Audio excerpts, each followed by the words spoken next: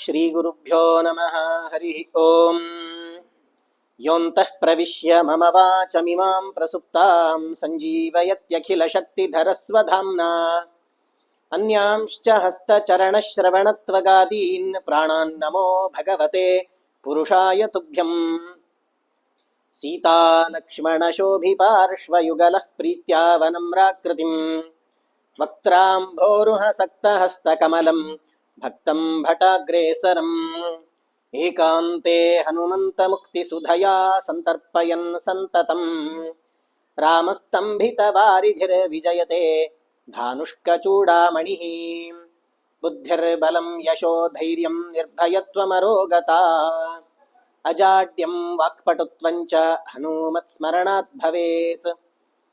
ನಮೋ ವಸ್ತಾತ್ವಿಕಾ ದೇವಾಃ ವಿಷ್ಣುಭಕ್ತಿಪರಾಯಣಾಃ ಧರ್ಮಮಾರ್ಗೇ ಪ್ರೇರಯन्तु ಭವಂತಃ ಸರ್ವ ಏವ ಹಿ.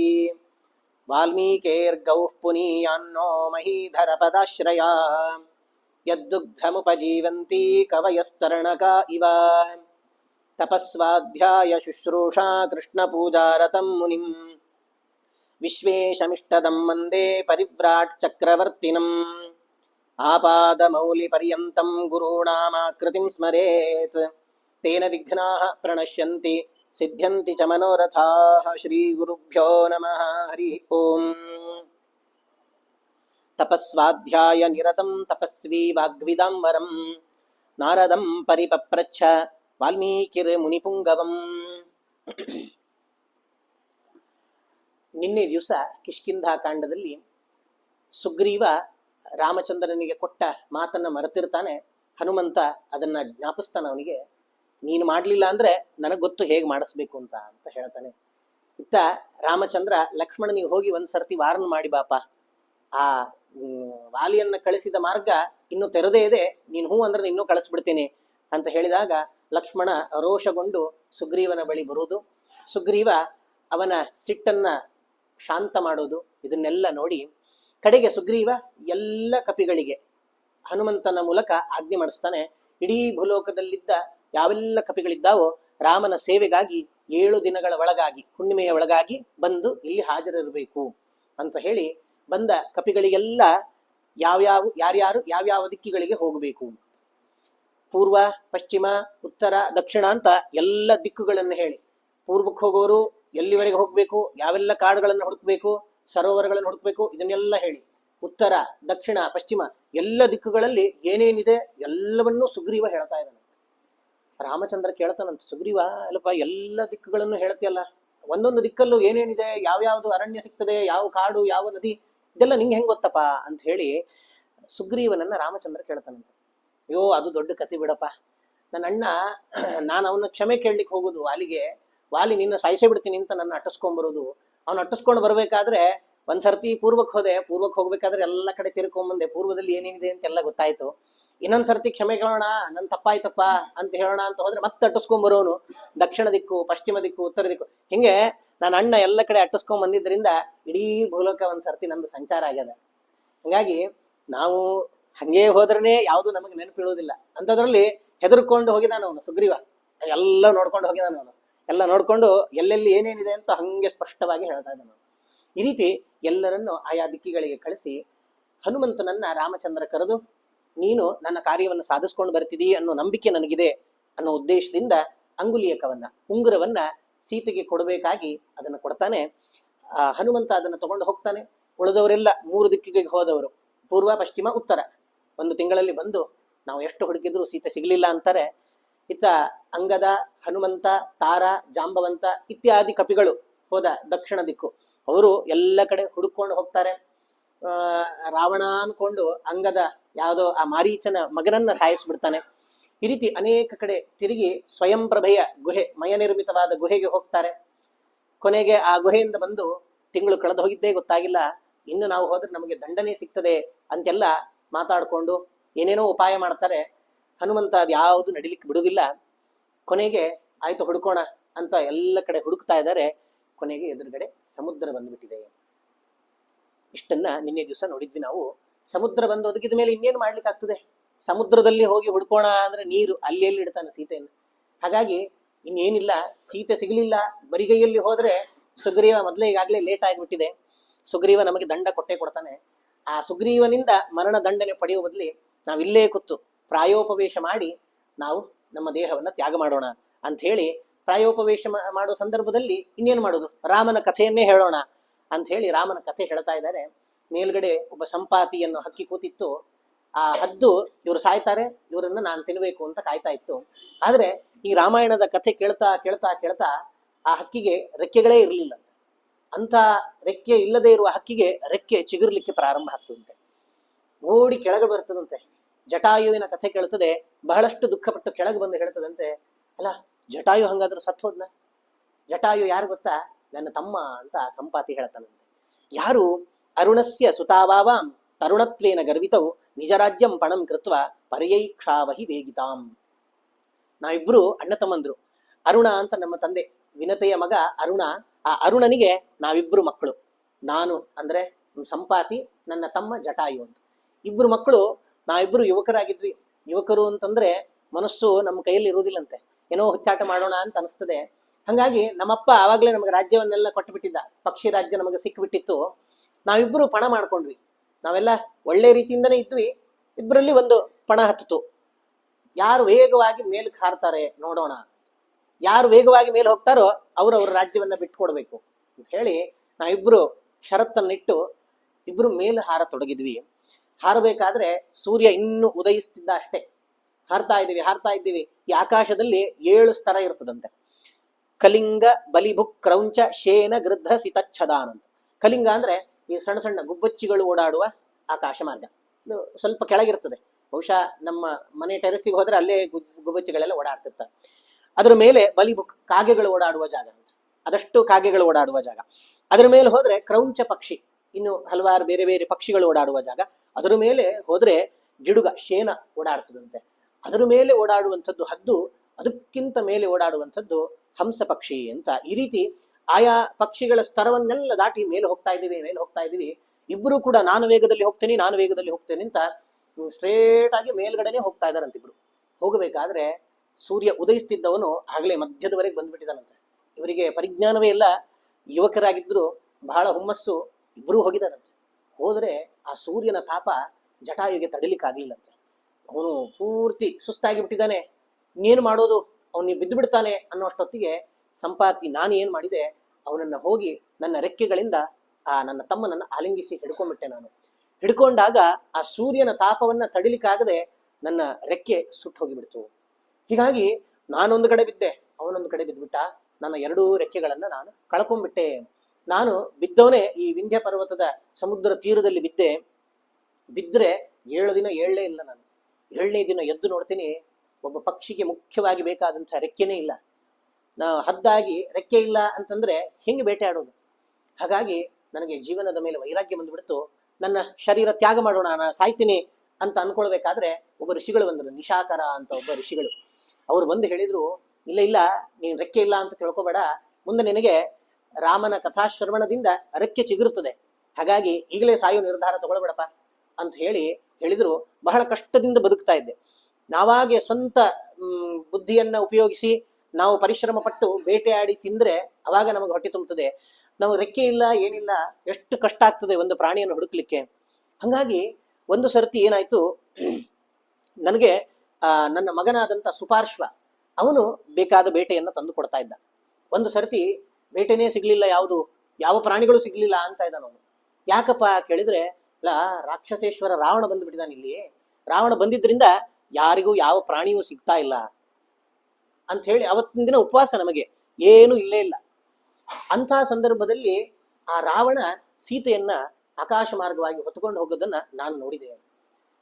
ಹಾಗಾಗಿ ನನ್ನ ತಮ್ಮ ರಾಮಚಂದ್ರನಿಗಾಗಿ ಪ್ರಾಣ ಬಿಟ್ಟಿದ್ದಾನೆ. ನಾನು ರಾಮನ ಸೇವೆಯನ್ನು ಮಾಡಬೇಕು. ಯಾಕೆ? ರಾಮನ ಕಥಾಶ್ರವಣದಿಂದ, ರಾಮನ ಮಹಿಮೆಯಿಂದ ನನಗೆ ರೆಕ್ಕೆ ಬಂದಿದೆ. ಇಂಥ ಬಂದ ರೆಕ್ಕೆಯನ್ನ ರಾಮನ ಸೇವೆಗಾಗಿ ನಾನು ಉಪಯೋಗಿಸ್ತೀನಿ ಅಂತ ಹೇಳಿ ಆ ಹದ್ದು, ಆ ಸಂಪಾತಿ ಮೇಲೆ ಹಾರತಾನಂತೆ. ಹಾರಿ ಆ ಹದ್ದುಗಳಿಗೆ ದೃಷ್ಟಿ ಬಹಳ ತೀಕ್ಷ್ಣ ಇರುತ್ತದೆ. ಆ ದೃಷ್ಟಿಯನ್ನ ಹಾಯಿಸಿ 100 ಯೋಜನದ ದೂರದಲ್ಲಿರುವ ಆ ಲಂಕೆಯನ್ನ ನೋಡ್ತಾನಂತೆ ಸಂಪಾತಿ. ನೋಡಿ ಕೆಳಗೆ ಬಂದು ಹೇಳ್ತಾನಂತೆ, ಇಲ್ಲಿಂದ ಸರಿಯಾಗಿ 100 ಯೋಜನ ದೂರ ಹೋದ್ರೆ ಲಂಕೆ ಅನ್ನೋ ಪಟ್ಟಣ ಇದೆ. ಅಲ್ಲಿ ಒಂದು ಮರದ ಕೆಳಗಡೆ ನಾನು ಸೀತೆಯನ್ನ ನೋಡಿದ್ದೇನೆ. ಆ ಸೀತೆಗೆ ಬೇಕಾದ ಮಾಂಸ ಮದ್ಯಗಳನ್ನೆಲ್ಲ ರಾಕ್ಷಸರು ತಂದಿಟ್ಟಿದ್ದಾರೆ, ಅದು ಯಾವುದನ್ನು ಸ್ವೀಕಾರ ಮಾಡ್ತಿಲ್ಲ. ಇಂದ್ರದೇವ ತಂದು ಪಾಯಸವನ್ನು ಕೊಟ್ಟಿದ್ದಾನೆ, ಅದನ್ನ 3 ಪಾಲು ಮಾಡಿ ಇಡ್ತಾ ಇದ್ದಾಳೆ. ಇದು ನನ್ನ ಗಂಡನಿಗೆ, ಇದು ನನ್ನ ಮೈದುನ ಲಕ್ಷ್ಮಣನಿಗೆ, ಇದು ನನಗೆ ಅಂತ ಹೇಳಿ ಅದನ್ನ ಪಾಲು ಮಾಡಿ ತನ್ನ ಪಾಲನ್ನಷ್ಟೇ ಆ ಸೀತಾದೇವಿ ಉಣ್ತಾ ಇದ್ದಾಳೆ. ಅಂತಹ ಸೀತೆಯನ್ನ ನಾನು ನೋಡಿದ್ದೇನೆ. ಸೀತೆ ಅಂತೂ ಅಲ್ಲಿರೋದು ಖಾತ್ರಿ. ನನಗೆ ಅಲ್ಲಿಯವರೆಗೆ ಹೋಗ್ಲಿಕ್ಕೆ ಆಗೋದಿಲ್ಲ. ನನ್ನ ಕೆಲಸ ಆಯ್ತು, ನಾನು ನನ್ನ ಮನೆಯಾದಂತಹ ಹಿಮವತ್ ಪರ್ವತಕ್ಕೆ ನಾನು ಹೊರಡ್ತೀನಿ ಅಂತ ಹೇಳಿ ಆ ಸಂಪಾತಿ ಅಲ್ಲಿಂದ ಹೊರಟು ಬಿಟ್ಟ. ಈಗ ಸೀತೆ ಇರುವುದು ಕನ್ಫರ್ಮ್ ಆಯ್ತು. 100 ಯೋಜನ ದೂರದಲ್ಲಿ ಸಮುದ್ರವನ್ನ ದಾಟಿದ್ರೆ ಲಂಕಾಪಟ್ಟಣ ಅಲ್ಲಿದ್ದಾಳೆ. ಅಲ್ಲಿ ಅಂತ ಹುಡುಕ್ಬೇಕಿನ್ನು. ಮರದ ಕೆಳಗಿದಾಳಂತೆ. ನಾವು ಹೋದಾಗ ಮರದ ಕೆಳಗೆ ಇರ್ಬೇಕು ಅಂತಿಲ್ಲ, ಅಲ್ಲಿ ಇಲ್ಲಿ ಎಲ್ಲ ಕಡೆನೂ ಎಲ್ಲಿ ಬೇಕಾದ್ರೂ ಟ್ರಾನ್ಸ್ಫರ್ ಮಾಡಿರ್ಬೋದು. ಹಾಗಾಗಿ ಅಲ್ಲಿ ಹೋಗೋರು ಯಾರು? 100 ಯೋಜನೆ ಇದೆ ದೂರ, ಅದನ್ನ ಯಾರು ದಾಟೋರು ಅಂತ ಅನ್ಬೇಕಾದ್ರೆ ಅಲ್ಲಿ ಒಬ್ಬೊಬ್ರು ಹೇಳಿದ್ರಂತೆ. ಅದರಲ್ಲಿ ಗಜ ಅಂತ ಒಂದು ಕಪಿ ಅದು ಹೇಳಿದಂತೆ, ನಾನು 10 ಯೋಜನೆ ಹೋಗ್ತೀನಿ ಅಂತ. ಏನು 10 ಯೋಜನೆ ಇಟ್ಕೊಂಡು ಏನ್ ಮಾಡ್ಲಿಕ್ಕೆ ಆಗ್ತದೆ? ಇಲ್ಲಿ ಹೋದ್ರೆ ಇಲ್ಲೇ ಸಮುದ್ರ ಮಧ್ಯದಲ್ಲಿ ಹೋಗಿ ಬೀಳೋದಾಗ್ತದೆ.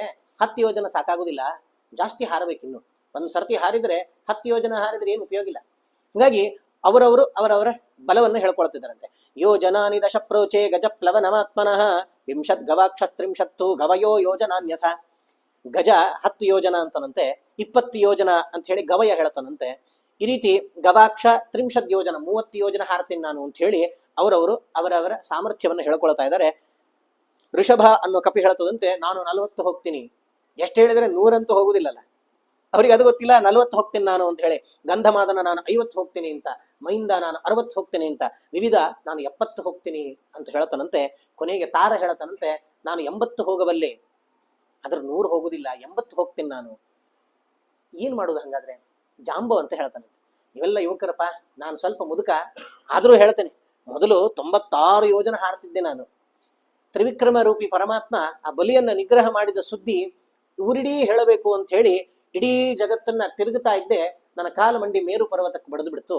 ಅವಾಗಿಂದ 90 ಯೋಜನೆ ಹೋಗ್ತೇನೆ ಅಷ್ಟೇ, ಇಲ್ಲಂದ್ರೆ 96 ಹೋಗ್ತಿದ್ದೆ ನಾನು ಅಂತ ಹೇಳಿ ಜಾಂಬವಂತ ಹೇಳ್ತಾನೆ. ಇಷ್ಟಾದಾಗ ಅಲ್ಲಿ 100 ಯೋಜನೆ ಹಾರೋರು ಯಾರು ಇಲ್ಲೇ ಇಲ್ಲ ಅಂತ ಆಗಿಬಿಡ್ತದೆ. ಏನ್ ಮಾಡುದು? ಸೀತೆಯನ್ನು ಹುಡುಕ್ಬೇಕಲ್ಲ. ಅಷ್ಟಾದಾಗ ಅಹಮೇತದ್ ಗಮಿಷ್ಯಾಮಿ ಯೋಜನಾನಾಂ ಶತಂ ಮಹತ್, ನಾನು ಹೋಗ್ತೇನೆ 100 ಯೋಜನ ಅಂತ ಹೇಳಿ ಅಂಗದ ಹೇಳ್ತಾನಂತೆ. ಅಂಗದ ನಾನು 100 ಯೋಜನ ಹಾರಬಲ್ಲೆ, ನನ್ನ ಸಾಮರ್ಥ್ಯ 100 ಯೋಜನ ಹಾರುವ ಸಾಮರ್ಥ್ಯ ಇದೆ ನನ್ನದು ಅಂತ ಹೇಳಿ ಅಂಗದ ಜೋರಾಗಿ ಹೇಳಿ, ಆದರೆ ಅಂತ ಹೇಳ್ತಾನಂತೆ, ನಿವರ್ತನೇತು ಮೇ ಶಕ್ತಿ ಶಾನ್ನವೇತಿನ ನಿಶ್ಚಿತಂ. ಹೋಗ್ತೀನಿ ನಾನು, ಆದ್ರೆ ವಾಪಸ್ ಬರ್ಲಿಕ್ಕೆ ಅಷ್ಟು ಶಕ್ತಿ ಇರ್ತದೋ ಇಲ್ಲೋ ಗೊತ್ತಿಲ್ಲ. 100 ಯೋಜನ ಅಂತಂದ್ರೆ ಹಾರಿಯ ಸುಸ್ತಾಗಿರ್ತದೆ ನನಗೆ. ಅಲ್ಲಿ ಹೋಗ್ಬೇಕು, ಅಲ್ಲಿ ಎಲ್ಲಿ ಹುಡುಕ್ಬೇಕು ಅಂತ ಗೊತ್ತಿಲ್ಲ. ಬರೀ ಅಲ್ಲಿ ಒಂದು ಮರದ ಕೆಳಗೆ ಅಂತಂದ್ರೆ ಲಂಕಾಪಟ್ಟಣದಲ್ಲಿ ಎಷ್ಟು ಮರ ಇರ್ತವೆ, ಅಲ್ಲಿ ಹೋಗಿ ಅವಳನ್ನ ಹೆಂಗ್ ಹುಡುಕುದು ನಾವು? ಹಾಗಾಗಿ ಅಲ್ಲಿಗೆ ಹೋಗೋರಿಗೆ ಹೋಗ್ತೀನಿ ನಾನು. ಆದ್ರೆ ಅಲ್ಲಿ ಹೋಗಿ ಅಲ್ಲಿ ಮಾಡೋ ಕೆಲಸಗಳನ್ನು ಮಾಡಿ ಮತ್ತೆ ವಾಪಸ್ ಬರ್ಬೇಕಲ್ಲ, ಅಷ್ಟು ಶಕ್ತಿ ನನಗಿದೆ ಅಂತ ಅನ್ನೋದು ಸ್ವಲ್ಪ ಡೌಟ್ ಇದೆ ನನಗೆ ಅಂತ ಹೇಳಿ ಅಂಗದ ಹೇಳ್ಕೊಳ್ತಾನಂತೆ. ಜಾಂಬೋ ಅಂತ ಹೇಳ್ತಾನಂತೆ, ಬೇಡಪ್ಪ, ಡೌಟ್ ಇದ್ರೆ ಹೋಗ್ಬೇಡ, ನಮ್ಮ ಯುವರಾಜ ನೀನು, ನಿನ್ನ ಕಳಿಸ್ಬಿಟ್ರೆ ಆಮೇಲೆ ಸುಗ್ರೀವ ಕೇಳಿದಕ್ಕೆ ನಾವೇನ್ ಹೇಳ್ಬೇಕು? ನಹಿ ಪ್ರೇಷ ಇತಾತಾತ ಸ್ವಾಮಿ ಪ್ರೇಷ್ಯ ಕಥಂಚನ. ನಾವೆಲ್ಲ ನಿನ್ನ ದಾಸರು, ನೀನು ಯುವರಾಜ, ನಿನ್ನನ್ನು ಕಳಿಸಿ ನಿನ್ನ ಪ್ರಾಣ ಕುತ್ತು ಬಂತು ಅಂತಂದ್ರೆ ಸುಗ್ರೀವನಿಗೆ ನಾವು ಉತ್ತರ ಕೊಡ್ಬೇಕಾಗ್ತದೆ. ನೀನು ಬೇಡ, ಇಲ್ಲೇ ಇರು ಅಂತ ಹೇಳಿ ಜಾಂಬವ ಅಂತ ಹೇಳ್ತಾನಂತೆ. ಇಷ್ಟಾಗಿ 100 ಯೋಜನ ಹಾರೋರು ಯಾರೂ ಇಲ್ಲ ಅಂತ ಆಗಿಬಿಡ್ತದೆ. ಅವಾಗ ಏಕಾಂತೆ ಕಾಂತಿಮಂತಂ ತಂ ಹನುಮಂತಂ ಅವಸ್ಥಿತಂ, ಇವರೆಲ್ಲ ಗ್ರೂಪ್ ಅಲ್ಲಿ ಡಿಸ್ಕಷನ್ ಮಾಡ್ತಾ ಇದ್ದಾರೆ. ಅಲ್ಲಿ ಏಕಾಂತದಲ್ಲಿ ಕಾಂತಿಮಂತನಾದ ಹನುಮಂತ ಸೈಡಲ್ಲಿ ಕೂತ್ ಬಿಟ್ಟಿದ್ದಾನಂತೆ. ನನಗೇನು ಸಂಬಂಧ ಇಲ್ಲ ಅನ್ನೋ ರೀತಿಯಲ್ಲಿ ಹನುಮಂತ ಕೂತ್ ಬಿಟ್ಟಿದ್ದಾನೆ. ಅಂತ ಆ ಸುಖವಾಗಿ ಕೂತಿರುವಂತಹ ಆ ಹನುಮಂತನನ್ನ ಜಾಂಬವಂತ ಹೋಗಿ ಹೇಳ್ತಾನಂತೆ, ಅಲ್ಲಪ್ಪ, ಇಷ್ಟೆಲ್ಲ ಒದ್ದಾಡ್ಲಿಕ್ಕತ್ತೀವಿ ನಾವು, ನೀ ಏನು ಮಾತಾಡ್ತಿಲ್ಲಲ್ಲ, ಏನು ಸ್ವಲ್ಪ ಮಾತಾಡಿ ಇದ್ರ ಬಗ್ಗೆ. ಯಾರಿಗೂ 100 ಯೋಜನ ಹಾರುವ ತಾಕತ್ತಿಲ್ಲ. ನಾವೀಗ 100 ಯೋಜನ ಹಾರ್ಲಿಲ್ಲ ಅಂತಂದ್ರೆ ಸೀತೆಯ ಇರುವಿಕೆಯನ್ನ ಅಲ್ಲಿ ತಿಳಿಸ್ಲಿಕ್ಕೆ ಆಗುದಿಲ್ಲ ನಾವು. ಹಾಗಾದ್ರೆ ಏನ್ ಮಾಡ್ಬೇಕಪ್ಪ, ನೀನ್ ಹೋಗ್ಬೇಕಷ್ಟೇ ಇನ್ನು ಅಂತ ಹೇಳಿ ಹನುಮಂತನನ್ನ ಜಾಂಬವಂತ ಕೇಳ್ತಾ ಇದ್ದಾನಂತೆ. ಅದಕ್ಕೆ ಹನುಮಂತ ಹೇಳ್ತಾನೆ, ಅತ್ಯೇತುಂ ಯೋಜನ ಶತಂ ಮಮ ಆಯಾಸೋ ನ ವಿದ್ಯತೆ. ಬರೀ 100 ಯೋಜನ ಅಲ್ಲ, 100 ಯೋಜನ ಹಾರ್ಲಿಕ್ಕೆ ನನಗೆ ಯಾವ ಆಯಾಸನೂ ಇಲ್ಲ. ಯಾಕೆ ಅಂತಂದ್ರೆ ಸರ್ವತ್ರ ಅವ್ಯಾಹತ ಗತೇ ಗರುಡಸ್ಯೈವ ಗೋಷ್ಪದಂ. ಎಲ್ಲ ಕಡೆ ಅವ್ಯಾಹತ ಗತಿ ವಾಯು ಅಂತ. ವಾಯು ಇರದೇ ಇರೋ ಜಾಗ ಇಲ್ಲ, ಯಾರೂ ಇಲ್ಲದೆ ಇರೋ ಕಡೆ ಹೋಗ್ಬರ್ರಿ ಅಂತಂದ್ರೆ ನಾವೇನೋ ರೂಮ್ ಬಂದ್ ಮಾಡ್ಕೊಂಡು ಯಾರು ಇಲ್ಲ ಅನ್ಕೋಬಹುದು, ಅಲ್ಲಿ ವಾಯು ಇದ್ದೇ ಇದಾನಂತೆ. ಹಾಗಾಗಿ ಎಲ್ಲ ಕಡೆ ತಡೆ ಇರದೆ ಹೋಗುವನು ಅಂತಂದ್ರೆ ವಾಯು ಅಷ್ಟೇ. ಹಾಗಾಗಿ ನಾನು ಎಲ್ಲಿ ಬೇಕಾದ್ರೂ ಹೋಗಿ ಬರ್ತೇನೆ ನಾನು. ಇದೆಲ್ಲ ನನಗೆ ಗೋಷ್ಪದಂ, ಈ ಹಸು ದಾಟ್ತದೆ, ಏನೋ ಮಧ್ಯದಲ್ಲಿ ನೀರು ಬರ್ತಾ ಇರ್ತದೆ ಸಣ್ಣಗೆ ತೆಳ್ಳಕ್ಕೆ, ಅದನ್ನು ದಾಟಬೇಕು ಅಂತಂದ್ರೆ ಹಸುಗಳು ಜಿಗಿಯುವುದು ಅಂತಿಲ್ಲ, ಏನೋ ಹಿಂಗ್ ಒದ್ದಾಡಿ ಹಿಂಗ್ ದಾಟಿ ಬಿಡ್ತಾವ. ಆ ರೀತಿ ಹಸು ದಾಟದಂಗೆ ಈ ಸಾಗರ ದಾಟಿ ಬಿಡ್ತೇನೆ ನಾನು, ನನಗೇನು ಈ ಸಾಗರ ದಾಟೋದು ದೊಡ್ಡ ವಿಷಯ ಅಲ್ಲ. ಹೇಳ್ತಾನವನು, ಮೇರುಂ ಗಿರಿ ಅಸಂಗೇನ ಪರಿಗಂತುಂ ಸಹಸ್ರಶಃ. ಒಂದು ಸರ್ತಿ ನೆಗದ ಹನುಮಂತ ಅಂತಂದ್ರೆ 1000 ಮೇರು ಪರ್ವತಕ್ಕೆ ಸುತ್ತ ಹಾಕಿ ಮತ್ತೆ ವಾಪಸ್ ಕೆಳಗಿಳಿತಾನಂತೆ. ಅಷ್ಟು ಸಾಮರ್ಥ್ಯ ಇದೆ ನನ್ನಲ್ಲಿ, ನಾನು ಹೋಗಿ ಬರ್ತೇನೆ, ನೀವು ಯಾರು ಹೆದರಬೇಡ್ರಿ ಅಂತ ಹೇಳಿ ಹನುಮಂತ ಹೇಳ್ತಾ ಇದ್ದಾನಂತೆ. ಇಲ್ಲಿ ಕೆಲವೊಂದೆಲ್ಲ ಮಧ್ಯದಲ್ಲಿ ಏನಾಗಿದೆ ಅಂತಂದ್ರೆ, ಯಾವುದೋ ಋಷಿಗಳ ಶಾಪ ಇತ್ತು ಹನುಮಂತನಿಗೆ, ಹಾಗಾಗಿ ಅವನ ಕಲಿತ ವಿದ್ಯೆ ಎಲ್ಲ ಮರೆತು ಹೋಗಿತ್ತು. ಅದಾದ್ಮೇಲೆ ಜಾಂಬವಂತ ಬಂದು ಆ ಕಲಿತ ವಿದ್ಯೆಯನ್ನ ಹನುಮಂತನಿಗೆ ನೆನಪಿಸಿದ ಮೇಲೆ ಅವನಿಗೆ ನಾನು 100 ಯೋಜನ ಹಾರ್ತೀನಿ ಅಂತ ಗೊತ್ತಾಯ್ತು ಅಂತ ಹೇಳಿ ಅನೇಕ ಕಥೆಗಳಲ್ಲಿ ಬರ್ತದೆ. ಆದ್ರೆ ಈ ಶಾಪ ಇದೆಲ್ಲ ಹನುಮಂತನಿಗೆ ತಾಗುವಂಥದ್ದೇ ಅಲ್ಲ. ಆ ಹನುಮಂತ ಅವನಿಗೆ ಯಾರ ಶಾಪವೂ ಕೂಡ ಬಡಿಯುವುದೇ ಇಲ್ಲ. ಅಂಥ ಹನುಮಂತ ಯಾರ್ದೋ ಶಾಪಕ್ಕೆ ತುತ್ತಾಗಿ ಅವನಿಗೆ ವಿದ್ಯೆ ಮರೆತು ಹೋಗುದು ಅಂತಿಲ್ಲ, ಅವನು ಸಾಕ್ಷಾತ್ ವಾಯುದೇವ. ಹಾಗಾದ್ರೆ ಇಷ್ಟೊತ್ತು ಯಾಕೆ ಹನುಮಂತ ಸುಮ್ಮನೆ ಕೂತಿದ್ದ ಅವನು ಅಂತಂದ್ರೆ, ಅವರವರ ಸಾಮರ್ಥ್ಯಗಳು ಗೊತ್ತಾಗ್ಲಿ ಅಂತ. ಯಾಕೆಂತಂದ್ರೆ ಕೆಲವೊಂದ್ಸರ್ತಿ ಏನಾಗ್ತದೆ, ಏನೋ ಕೆಲಸ ಮಾಡಬೇಕು ಅಂತಾದಾಗ ಯಾರೋ ಬಂದ ನಾ ಮಾಡ್ತೀನಿ ಅಂತಂದ್ರೆ ಮಾಡಿಬಿಡಪ್ಪ ಅಂತ ಹೇಳ್ತಾರೆ. ಎಲ್ಲ ಕೆಲಸ ಮುಗಿಸಿ ಆದ್ಮೇಲೆ ಹೇಳ್ತಾರೆ, ಪಾಪ ಏನೋ ಸಣ್ಣ ಹುಡುಗ ಹುಮ್ಮಸ್ ಜಾಸ್ತಿ, ಮಾಡ್ತೀನಿ ಅಂತ ಮಾಡಿಬಿಡು ಅಂತ ಅಂದ್ವಿ ನಾವು. ಇಲ್ಲ ನಾವು ಮಾಡ್ತಿದ್ವಿ, ಅದೇನು ದೊಡ್ಡ ವಿಷಯ ಅಲ್ಲ ಅಂತ ಹೇಳೋರು ಬಹಳ ಮಂದಿ ಇರ್ತಾರೆ. ಹಿಂಗಾಗಿ ಲಂಕೆಗೆ ನಾನು ಹೋಗ್ತೇನೆ ಅಂತ ಹೋಗಿ ಬರುದು, ಆಮೇಲೆ ಈ ಸಣ್ಣ ಸಣ್ಣ ಕಪಿಗಳೆಲ್ಲ ಇಲ್ಲ ನಾವೆಲ್ಲ ಹೋಗೋರಿದ್ವಿ, ಹನುಮಂತ ನಾ ಹೋಗಿ ಬರ್ತೀನಿ, ನೀವೆಲ್ಲ ಕೂಡ್ರಿ, ಸುಸ್ತಾಗ್ಯದ ರೆಸ್ಟ್ ಮಾಡ್ರಿ ಅಂತ ಹೇಳಿದ, ನಮಗೂ ಎಲ್ಲ ಸಾಮರ್ಥ್ಯ ಇತ್ತು ಅಂತ ಹೇಳಬಾರದಲ್ಲ. ಅದಕ್ಕೋಸ್ಕರ ಅವರವರ ಸಾಮರ್ಥ್ಯಗಳೆಲ್ಲ ಗೊತ್ತಾಗ್ಬಿಡ್ಲಿ. ಇಲ್ಲ ನಾವ್ ಯಾರು ಹೋಗುದಿಲ್ಲ ಅಂತ ಗೊತ್ತಾದ ಮೇಲೆ ಹನುಮಂತ ನಾನು ಹೋಗ್ತೇನೆ ಅಂತ ಹೇಳಿದ್ದು. ಹಾಗಾಗಿ ಯಾವುದೋ ಶಾಪ ನಿಮಿತ್ತವಾಗಿ ಯಾವುದೂ ಮರೆತು ಹೋಗುದು ಅಂತ ಹನುಮಂತನಿಗಿಲ್ಲ. ಆದ್ರೂ ಇಲ್ಲಿ ಸುಮ್ಮನಿದ್ದಿದ್ದು ಯಾಕೆ ಅಂತಂದ್ರೆ, ಬೇರೆಯವರ ಸಾಮರ್ಥ್ಯ ಆ ಲಂಕೆಗೆ ಹೋಗಿ ಬರ್ಲಿಕ್ಕೆ ಇಲ್ಲ ಅನ್ನೋದು ಗೊತ್ತಾಗ್ಲಿ ಅನ್ನೋ ಉದ್ದೇಶದಿಂದ ಹನುಮಂತ ತಾನು ಸುಮ್ಮನಾಗಿದ್ದಾನಂತೆ. ಹಾಗಾಗಿ ಹನುಮಂತ ಹೇಳ್ತಾನೆ, ರಾಘವಸ್ಯ ಪ್ರಸಾದೇನ ಲಾಘವಂ ಪೌರುಷಂಚಮೆ ಮತ್ ಪಿತುಶ್ಚ ಪ್ರಸಾದೇನ ಭವೇದೇವ ವಿಶೇಷತಃ. ರಾಮಚಂದ್ರನ ಅನುಗ್ರಹ, ನನ್ನ ತಂದೆ ವಾಯುದೇವರ ಅನುಗ್ರಹ ಇತ್ತು ಅಂತಾದ್ರೆ ಈ ಲಂಕೆ ಎಲ್ಲ, ಇಡೀ ಸ್ವರ್ಗಲೋಕ ಭೂಲೋಕ ಯಾವುದೆಲ್ಲ ಲೋಕಗಳಿದೆ ಎಲ್ಲವನ್ನು ಹೋಗಿ ಅನಾಯಾಸವಾಗಿ ನಾನು ಸುತ್ತಾಡ್ಕೊಂಡು ಬಂದ್ಬಿಡ್ತೀನಿ ಅಂತ ಹೇಳಿ ಇಷ್ಟು ಹೇಳಿದ ಕೂಡಲೇ ಎಲ್ಲರಿಗೂ ಸಂತೋಷ ಆಯ್ತಂತೆ. ಅಬ್ಬಾ, ನಮಗೊಬ್ಬ ರಕ್ಷಕ ಸಿಕ್ಕ, ನಾವೆಲ್ಲ ಸಾಯ್ತೀವಿ ಅನ್ಕೊಳ್ಳೋತ್ತಿಗೆ ನಮ್ಮನ್ನು ಬಚಾವ್ ಮಾಡೋನ್ ಸಿಕ್ಕಿದಾನೆ. ಬಹಳಷ್ಟು ಖುಷಿ ಆಯ್ತಂತೆ ಕಪಿಗಳೆಲ್ಲ ಜೈಕಾರ ಹಾಕಿದ್ರಂತೆ ಹನುಮಂತನಿಗೆ. ಹನುಮತಿ ಬೃವತ್ಯೇವಂ ಭೂಷಯ ಮಾಸುರುದ್ಧತಾಹ. ಎಲ್ಲರಿಗೂ ಖುಷಿ ಆಯ್ತು. ಹನುಮಂತ ಹಿಂಗೆ ಹೇಳ್ತಾ ಇದ್ದ ಹಾಗೆ ಅಲ್ಲಿದ್ದ ಸಣ್ಣ ಸಣ್ಣ ಬಳ್ಳಿಗಳಿಂದ ಮಾಲೆ ಮಾಡುವುದಂತೆ ಕಪಿಗಳೆಲ್ಲ. ಮಾಲೆ ಮಾಡುವುದು, ಹೂ ಕಟ್ಟುವುದು ಮಾಡಿ ಹನುಮಂತನಿಗೆ ಹೋಗಿ ಅಲಂಕಾರ ಮಾಡ್ತಾ ಇದ್ದಾರಂತೆ. ಯಪ್ಪ, ನಮ್ಮನ್ನೆಲ್ಲ ಬಚಾವ್ ಮಾಡೋ ನೀನು ಹೋಗ್ತೀನಿ ಅಂತ ಒಪ್ಕೊಂಡೆಲ್ಲ, ನಮಗ್ ಅದೇ ದೊಡ್ಡದು ಅಂತ ಹೇಳಿ ಅಲ್ಲಿದ್ದ ಕಪಿಗಳು ಎಲ್ಲರೂ ಕೂಡ ಆ ಹನುಮಂತನಿಗೆ ಅಲಂಕಾರ ಮಾಡ್ತಾ ಇದ್ದಾರೆ ಅಂತ ಅನ್ನೋಲ್ಲಿಗೆ ಕಿಷ್ಕಿಂಧಾಕಾಂಡ ಮುಗಿತದೆ. ಇನ್ನು ಸುಂದರಕಾಂಡ ಪ್ರಾರಂಭ. ಈ ಸುಂದರಕಾಂಡದಲ್ಲಿ ಹನುಮಂತ ಲಂಕೆಗೆ ಹೇಗೆ ಹೋದ ಅಂತ ನಾವು ಬಾಲಕಾಂಡ ನೋಡ್ತೀವಿ. ಬಾಲಕಾಂಡ ಸಾಧಾರಣ ಅದು 16-17 ವರ್ಷದ ಕಥೆ. ಅದು ಅದಾದ್ಮೇಲೆ ಹನುಮಂತನ ರಾಮಚಂದ್ರನ 28 ವರ್ಷದ ಕಥೆಯನ್ನ, 28-29 ವರ್ಷದ ಕಥೆಯನ್ನ ಅಯೋಧ್ಯಾಕಾಂಡ ಹೇಳ್ತದೆ. ಅರಣ್ಯಕಾಂಡ ಸಾಧಾರಣ 12-13 ವರ್ಷದ ಕಥೆ ಹೇಳ್ತದೆ. ಈ ಕಿಷ್ಕಿಂಧಾಕಾಂಡ 4-5 ತಿಂಗಳ ಕಥೆಯನ್ನ ಹೇಳಿ, ಈ ಸುಂದರಕಾಂಡ ಮಾತ್ರ ಕೇವಲ 1 ದಿನದ ಕಥೆ ಅಂತ. ಅಂದ್ರೆ ಆ ವಿಷಯಕ್ಕೆ ನೋಡ್ಲಿಕ್ಕೆ ಹೋದ್ರೆ ವಾಲ್ಮೀಕಿ ರಾಮಾಯಣದಲ್ಲಿ 68 ಸರ್ಗ ಇದೆ. ಸುಂದರಕಾಂಡ ಬಹಳ ದೊಡ್ಡ ಸರ್ಗ ಅಂತ. ಅಂದ್ರೆ ಇದಕ್ಕಿಂತ ಜಾಸ್ತಿ ಇದೆ. ಯುದ್ಧಕಾಂಡ ಎಲ್ಲ 180 ಸರ್ಗ ಎಲ್ಲ ಬರ್ತದೆ, 128 ಸರ್ಗ ಚಿಲ್ಲರೆ ಬರ್ತದೆ ಅದು. ಆದ್ರೆ ಇದು ಯಾಕೆ ದೊಡ್ಡ ಸರ್ಗ ಅಂತಂದ್ರೆ, ಇದರಲ್ಲಿ ನಿರೂಪಿತವಾದ ಕಥಾ ಸಾರ ಭಾಗ ಎಷ್ಟು ಅಂದ್ರೆ ಬರೀ 1 ದಿನದ ಕಥೆ. ಬೇರೆಯದೆಲ್ಲ ಸುಮಾರು ತಿಂಗಳುಗಳ ಕಥೆ ಹೋಗ್ಬಿಡ್ತದೆ. ಈ ಕಥೆಗೆ ಸುಂದರಕಾಂಡ ಅಂತ ಹೆಸರಿಟ್ರು. ಯಾಕೆ ಅಂತಂದ್ರೆ ಇದು ಇಡೀ ರಾಮಾಯಣದ ಸಾರ ಭಾಗ ಅಂತೆ. ಉಪನಾಯಕನಾದಂತಹ ಹನುಮಂತ ನಾಯಕನಾದ ರಾಮಚಂದ್ರನ ಸೇವೆಗಾಗಿ ಮುಂದೆ ಹೋದಂತಹ ಭಾಗ, ಅದಕ್ಕಿದನ್ನ ಸುಂದರಕಾಂಡ. ಮಹಾಭಾರತದಲ್ಲಿ ವಿರಾಟ ಪರ್ವ ಹೇಗೋ ಅದೇ ರೀತಿ ರಾಮಾಯಣದಲ್ಲಿ ಸುಂದರಕಾಂಡ ಅತ್ಯದ್ಭುತ ಕಾಂಡ. ಹೀಗೆ ಮತ್ತಿನ್ನೂ ನಮಗೇನಂತಂದ್ರೆ ಬಾಲಕಾಂಡ ಅಂತ ಅಂದ್ಕೊಳ್ಳೆ ಗೊತ್ತಾಗ್ತದೆ, ಆ ರಾಮ ಸಣ್ಣವನಿದ್ದಾಗಿನ ಕಥೆ. ಅಯೋಧ್ಯಾಕಾಂಡ ಅಂದ್ಕೊಳ್ಳೆ ಅಯೋಧ್ಯೆಯಲ್ಲಿ ಏನೆಲ್ಲ ನಡೀತು ಅದರ ಕಥೆ. ಅರಣ್ಯ ಕಾಡಿಗೆ ಬಂದ ಮೇಲೆ ಏನಾಯ್ತು ಅದರ ಕಥೆ. ಯುದ್ಧ ಅಂದ್ಕೊಳ್ಳೆ ಗೊತ್ತಾಗ್ಬಿಡ್ತದೆ ಯುದ್ಧಕಾಂಡ ಅಂತ ಹೇಳಿ. ಈ ಸುಂದರಕಾಂಡ ಅಂತ ಅಂದ್ಕೂಡ್ಲೆ ಸುಂದರಕಾಂಡ ಅಂತ ಯಾಕೆ ಹೆಸರಿಟ್ರು? ಇಲ್ಲ ಲಂಕಾಕಾಂಡ ಅಂತ ಏನಾದ್ರೂ ಹೆಸರಿಟ್ರಾಗ್ತದೆ? ಯಾಕಂದ್ರೆ ಹನುಮಂತ ಲಂಕೆಗೆ ಹಾರಿ ಬಂದಿದ್ದಲ್ಲ, ಹೆಚ್ಚು ಕಾಲ ಲಂಕೆಯಲ್ಲಿ ಕಳಿತಾನೆ. ಇದಕ್ಕೆ ಸುಂದರಕಾಂಡ ಅಂತ ಯಾಕೆ ಹೆಸರಿಟ್ಟು ಅಂತಂದ್ರೆ, ಸುಂದ ಅಂತಂದ್ರೆ ಒದ್ದೆ ಆಗುವುದು ಅಂತ ಅರ್ಥ. ಇದನ್ನ ಕೇಳಿದವರು, ಇದನ್ನ ಓದಿದವರು ಭಾವುಕರಾಗಿ ಭಾವನೆಗಳಲ್ಲಿ ಒದ್ದೆ ಆಗಿ ಬಿಡ್ತಾರಂತೆ. ಅದಕ್ಕಾಗಿ ಇದಕ್ಕೆ ಸುಂದರ ಕಾಂಡ ಅಂತ. ಅಷ್ಟೇ ಅಲ್ಲ, ಸುಂದ ಅಂತಂದ್ರೆ ಅಗ್ನಿಗೆ ಸುಂದ ಅಂತ ಹೇಳ್ತಾರೆ. ಈ ಅಗ್ನಿಯಂತೆ ಪ್ರಜ್ವಲಿಸುವ ಹನುಮಂತ ಅಲ್ಲಿಗೆ ಹೋಗಿ ಇಡೀ ಅಗ್ನಿಯನ್ನ ಅಲ್ಲೆಲ್ಲ ಪ್ರಸರಿಸಿ ಬಂದವನು, ಲಂಕೆಯನ್ನ ಸುಟ್ಟು ಬಂದ ಕಾಂಡ, ಆದ್ರಿಂದಾಗಿ ಇದನ್ನ ಸುಂದರ ಕಾಂಡ ಅಂತ ಕರೀತಾರೆ. ಅಷ್ಟೇ ಅಲ್ಲ, ಈ ಎಲ್ಲ ಕಾಂಡಗಳಲ್ಲಿ ಅತ್ಯಂತ ಸುಂದರವಾದ ಕಾಂಡ, ಅದರಿಂದಲೂ ಕೂಡ ಇದನ್ನ ಸುಂದರ ಕಾಂಡ ಅಂತ ಕರೀತಾರೆ. ಯಾಕೆ?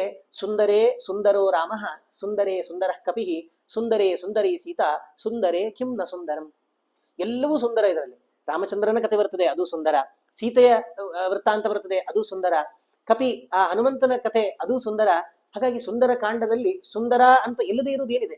ಎಲ್ಲವೂ ಸುಂದರ. ಆದ್ರಿಂದಾಗಿ ಇದಕ್ಕೆ ಬಹಳಷ್ಟು ಆಲೋಚನೆ ಮಾಡಿ ಇಟ್ಟ ಹೆಸರು ಸುಂದರ ಕಾಂಡ ಅಂತ.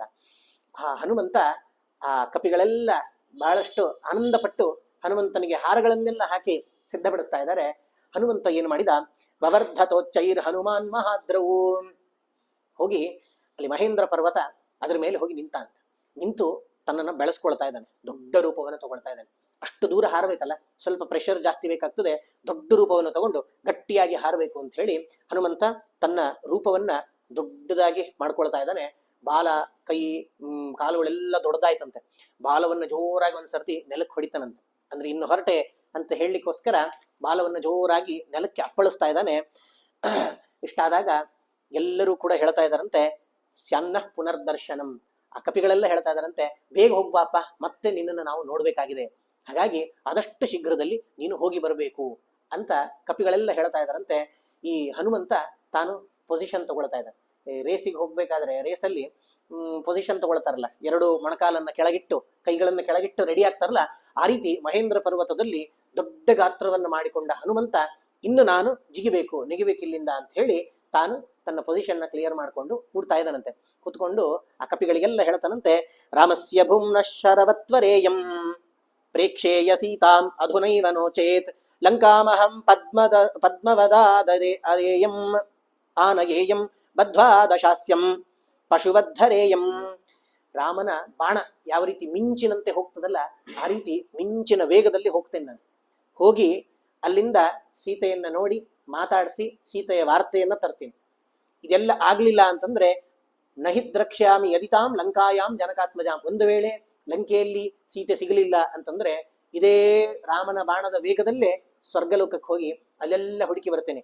ಅಲ್ಲೂ ಸೀತೆ ಸಿಗ್ಲಿಲ್ಲ ಅಂತಂದ್ರೆ ಬದ್ಧ್ವಾ ರಾಕ್ಷಸ ರಾಜಾನಂ ಆನಯಿಷ್ಯಾಮಿ ರಾವಣಂ. ಈ ರಾವಣನನ್ನ ಕಟ್ಟಿ ಅಲ್ಲಿಂದ ಎಳ್ಕೊಂಡೇ ಬಂದ್ಬಿಡ್ತೇನೆ ನಾನು. ಇಲ್ಲ ಅಂತಂದ್ರೆ ಆನಯಿಷ್ಯಾಮಿ ವಾ ಲಂಕಾಂ ಸಮುತ್ಪಾಟ್ಯ ಸರಾವಣಾಂ. ಇಡೀ ಲಂಕಾ ಪಟ್ಟಣವನ್ನೇ ಯಾವ ರೀತಿ ಸರೋವರದಲ್ಲಿ ಬೆಳೆದ ಕಮಲದ ಮೊಗ್ಗನ್ನ ಕೈಯಿಂದ ಅನಾಯಾಸವಾಗಿ ಕೀಳುತ್ತೇವೋ ಆ ರೀತಿ ಇಡೀ ಲಂಕೆಯನ್ನೇ ಕಿತ್ಕೊಂಡು ಕಿಷ್ಕಿಂದಕ್ಕೆ ತಂದ್ಬಿಡ್ತೇನೆ, ಆಮೇಲೆ ಬೇಕಾದ್ರೆ ನಾವು ಹುಡ್ಕೊಳ್ಳೋಣ ಅಂತ ಹೇಳಿ ಹನುಮಂತ ಹೇಳ್ತಾ ಇದ್ದಾನಂತೆ. ಇಷ್ಟು ಹೇಳಿ ತಾನು ಸಿದ್ಧನಾಗಿದ್ದಾನೆ. ಸಿದ್ಧನಾಗಿ ಅಂಥ ಹನುಮಂತ ನಿಷ್ಪೀಡ್ಯ ಗಿರಿವರಂ, ಆ ಗಿರಿವರ ಆ ಮಹೇಂದ್ರ ಪರ್ವತವನ್ನ ಕೈಯಿಂದ ಕಾಲಿಂದ ಜೋರಾಗಿ ಒತ್ತಿ ತಾನು ವೇಗವಾಗಿ ಹಾರ್ತಾ ಇದ್ದಾನಂತೆ. ಆ ಗಿರಿಯನ್ನು ಒತ್ತಿದಾಗ ಏನಾಯ್ತು? ವಿನಿಷ್ಪತನ್ ನಂಬರ ಮಾಲಲಂಬೆ. ನಾವು ಏನಾಗ್ತದೆ, ಅವನು ಆಕಾಶಕ್ಕೆ ಹಾರಿದಾಗ ಆ ಭಾರದಿಂದಾಗಿ ಪರ್ವತ ಒಳಗಡೆ ಹೋಯ್ತಂತ ಸ್ವಲ್ಪ. ಅಂದ್ರೆ ಯಾರೋ ಹಡಗಲ್ಲಿ ಹೋಗ್ತಿರ್ತಾರೆ, ಭಾರ ಜಾಸ್ತಿ ಆಯ್ತು ಅಂದಾದಾಗ ಹಡಗು ಮುಳುಗಿ ಬಿಡ್ತದಲ್ಲ ನೀರಲ್ಲಿ. ಆ ರೀತಿ ಆ ಹನುಮಂತ ಒತ್ತಿದ ಭಾರವನ್ನ ತಡೆಯಲಾರದೆ ಆ ಮಹೇಂದ್ರ ಪರ್ವತ ತಾನು ಭೂಮಿ ಒಳಗೆ ಹೊಸಕಿ ಹೋಯ್ತು, ಮುಳುಗಿ ಹೋಯ್ತು. ಆ ರೀತಿ ಅಂಥ ಮಹೇಂದ್ರ ಪರ್ವತ ಮುಳುಗಿತಂತೆ. ಈ ಹನುಮಂತ ವೇಗವಾಗಿ ಹಾರ್ತಾ ಇದ್ದಾನಂತೆ. ಹಾರಬೇಕಾದ್ರೆ ನಮ್ ಎದುರುಗಡೆ ಯಾವ್ದಾದ್ರು ಗಾಡಿ ಸ್ಪೀಡಾಗಿ ಹೋದ್ರೆ ಈ ಕಸ ಎಲ್ಲ ಅದರಿಂದ ಒಂದ್ಸರ್ತಿ ಹೋಗ್ತದಲ್ಲ, ಪ್ಲಾಸ್ಟಿಕ್ ಕವರ್ ಪೇಪರ್ ಎಲ್ಲ ಅದರಿಂದ ಒಂದ್ ಸ್ವಲ್ಪ ದೂರ ಹೋಗ್ತದೆ. ಆ ರೀತಿ ಆ ಹಾರಿದ ವೇಗಕ್ಕೆ ಅಲ್ಲಿದ್ದ ಮರಗಳು ಎಲ್ಲ ಕಿತ್ಕೊಂಡು ಆ ಹನುಮಂತನ ಹಿಂದೆ ಹೋಗ್ತಾ ಇವೆ ಅಂತೆ. ಇದನ್ನ ಅಲ್ಲಿದ್ದ ದೇವತೆಗಳು ಎಲ್ಲ ಋಷಿಗಳು ಎಲ್ಲ ನೋಡ್ತಾ ಇದಾರಂತೆ. ಇದು ಎಂಥ ಅದ್ಭುತ ಇದು. ಈ ಯಾರಾದ್ರೂ ಮನೆಗೆ ಅತಿಥಿಗಳು ಬಂದ್ರೆ ಅವ್ರನ್ನ ಹಂಗೆ ಕಳಿಸ್ಬಿಡ್ಬಾರ್ದಂತ, ಆಯ್ತು ಹೋಗಿ ಬರ್ರಿ ಅಂತ ಹೇಳಿ ಸ್ವಲ್ಪ ಆ ಗೇಟ್ ವರೆಗೆ ಹೋಗಿ ಬಿಟ್ಟು ಬರೋದು. ಸಾಧ್ಯವಾದಷ್ಟು ಎಷ್ಟು ದೂರ ಆಗ್ತದೋ ಅಷ್ಟೋಗಿ ದೂರ ಹೋಗಿ ಬಿಟ್ಟು ಬರ್ಬೇಕಂತ. ಆ ರೀತಿ ಈ ಮಹೇಂದ್ರ ಪರ್ವತದ ಗಿಡ ಮರಗಳೆಲ್ಲ ಹನುಮಂತ ಹೋಗ್ತಾ ಇದ್ದಾನೆ, ಅವನನ್ನ ಬಿಟ್ಟು ಬರಬೇಕು ಅಂತ ಹೇಳಿ ಅವನ ಹಿಂದೆ ಸ್ವಲ್ಪ ದೂರ ಹಾರಿ ಸಮುದ್ರದ ಮಧ್ಯಕ್ಕೆ ಬಿದ್ವೇನೋ ಎಂಬಂತೆ ಆ ಹನುಮಂತನ ಚರ್ಯೆ ಇತ್ತು ಅಂತ ಅನ್ನೋದನ್ನ ವರ್ಣನೆ ಮಾಡ್ತಾರೆ. ಅಂತಹ ಹನುಮಂತ ತಾನು ಜೋರಾಗಿ ಗರ್ಜನೆ ಮಾಡಿಕೊಂಡು ಹಾರ್ತಾ ಇದ್ದಾನಂತೆ. ಈ ಗರ್ಜನೆಯಿಂದ ಎಲ್ಲ ದೇವತೆಗಳು ಕೂಡ ಅಟೆನ್ಷನ್, ಒಂದ್ಸರ್ತಿ ಬೇರೆ ಕಡೆ ಲಕ್ಷ್ಯ ಇದ್ದವರು ಅಲ್ಲಿ ಲಕ್ಷ್ಯ ಕೊಟ್ಟು ಆ ಹನುಮಂತನನ್ನ ನೋಡ್ತಾ ಇದ್ದಾರೆ. ರಾಮನ ಕಾರ್ಯಕ್ಕಾಗಿ ಹೊರಟ ಹನುಮಂತನ ಆ ರೂಪವನ್ನ ದೇವತೆಗಳು ಋಷಿಗಳು ಇವರೆಲ್ಲ ನೋಡ್ತಾ ಇದ್ದಾರಂತೆ. ಇಷ್ಟಾಯ್ತು. ಅವನು ಶತ್ರುಗಳ ಪಟ್ಟಣಕ್ಕೆ ಹೊರಟಿದ್ದಾನೀಗ ಲಂಕೆಗೆ. ಲಂಕೆಗೆ ಹೋಗ್ಬೇಕಾದ್ರೆ ಆಯುಧ ಏನು ಇಲ್ಲಲ್ಲ ಅವನ ಹತ್ರ, ಆ ನಿರಾಯುಧನಾಗಿ ಹೋಗ್ತಾ ಇದ್ದಾನಲ್ಲ ಅಂತ ಬಹಳಷ್ಟು ಕಡೆ ಗದೆ ಹಿಡ್ಕೊಂಡು ಹೋಗುವುದು ಅಂತ ತೋರಿಸ್ತಾರೆ. ಆದ್ರೆ ಗದೆಯ ಉಲ್ಲೇಖ ಎಲ್ಲಿಯೂ ಬರುವುದಿಲ್ಲ. ಹನುಮಂತ ತಾನು ಯುದ್ಧಕ್ಕೆಂದು ಗದೆ ತಗೊಂಡು ಹೋಗಿದ್ದು ಅಂತಿಲ್ಲ. ಅದರಲ್ಲಿಯೂ ಆ ಪರ್ವತ ತರಬೇಕಾದ್ರೂ ಎಡಗೈ ಫ್ರೀ ಬಿಡಬಾರದು ಅಂತ ಹೇಳಿ ಒಂದು ಗದೆ ಕೊಟ್ಟಿರ್ತಾರೆ ಅವನಿಗೆ. ಆದ್ರೆ ಗದೆ ಹಿಡ್ಕೊಂಡಿದ್ದು ಉಲ್ಲೇಖ ಇಲ್ಲ ಎಲ್ಲೂ. ಆದ್ರೆ ಹನುಮಂತ ನಿರಾಯುಧನಾಗಿ ಹೋಗ್ತಾ ಇದ್ದಾನೆ ಅಂತ ಹೇಳ್ತಾರೆ. ನಿರಾಯುಧ ಹಾಗಾದ್ರೆ ಶತ್ರುಗಳ ಮನೆಗೆ ಹೋಗ್ಬೇಕಾದ್ರೆ ಗೊತ್ತು ಅಲ್ಲಿ ಏನಾದ್ರೂ ಗಲಾಟೆಗಳಾದ್ರೆ ಒಂಚೂರು ಆಯುಧ ಎಲ್ಲ ಪ್ರಿಪೇರ್ ಆಗ್ಬೇಕಲ್ಲ. ಈ ಹನುಮಂತ ಏನು ಆಯುಧಗಳಿಲ್ಲದೆ ಈ ಶತ್ರು ಭವನಕ್ಕೆ ಹೊರಟಿದಾನಲ್ಲ ಅಂತಂದ್ರೆ, ಶಸ್ತ್ರಂ ವಿನಾ ಶತ್ರುಪುರೀಮುಪೈತಿ ಮತ್ತೋ ಹನುಮಾನ್ ಇತಿ ಮಾಸ್ತು ಶಂಕಾ.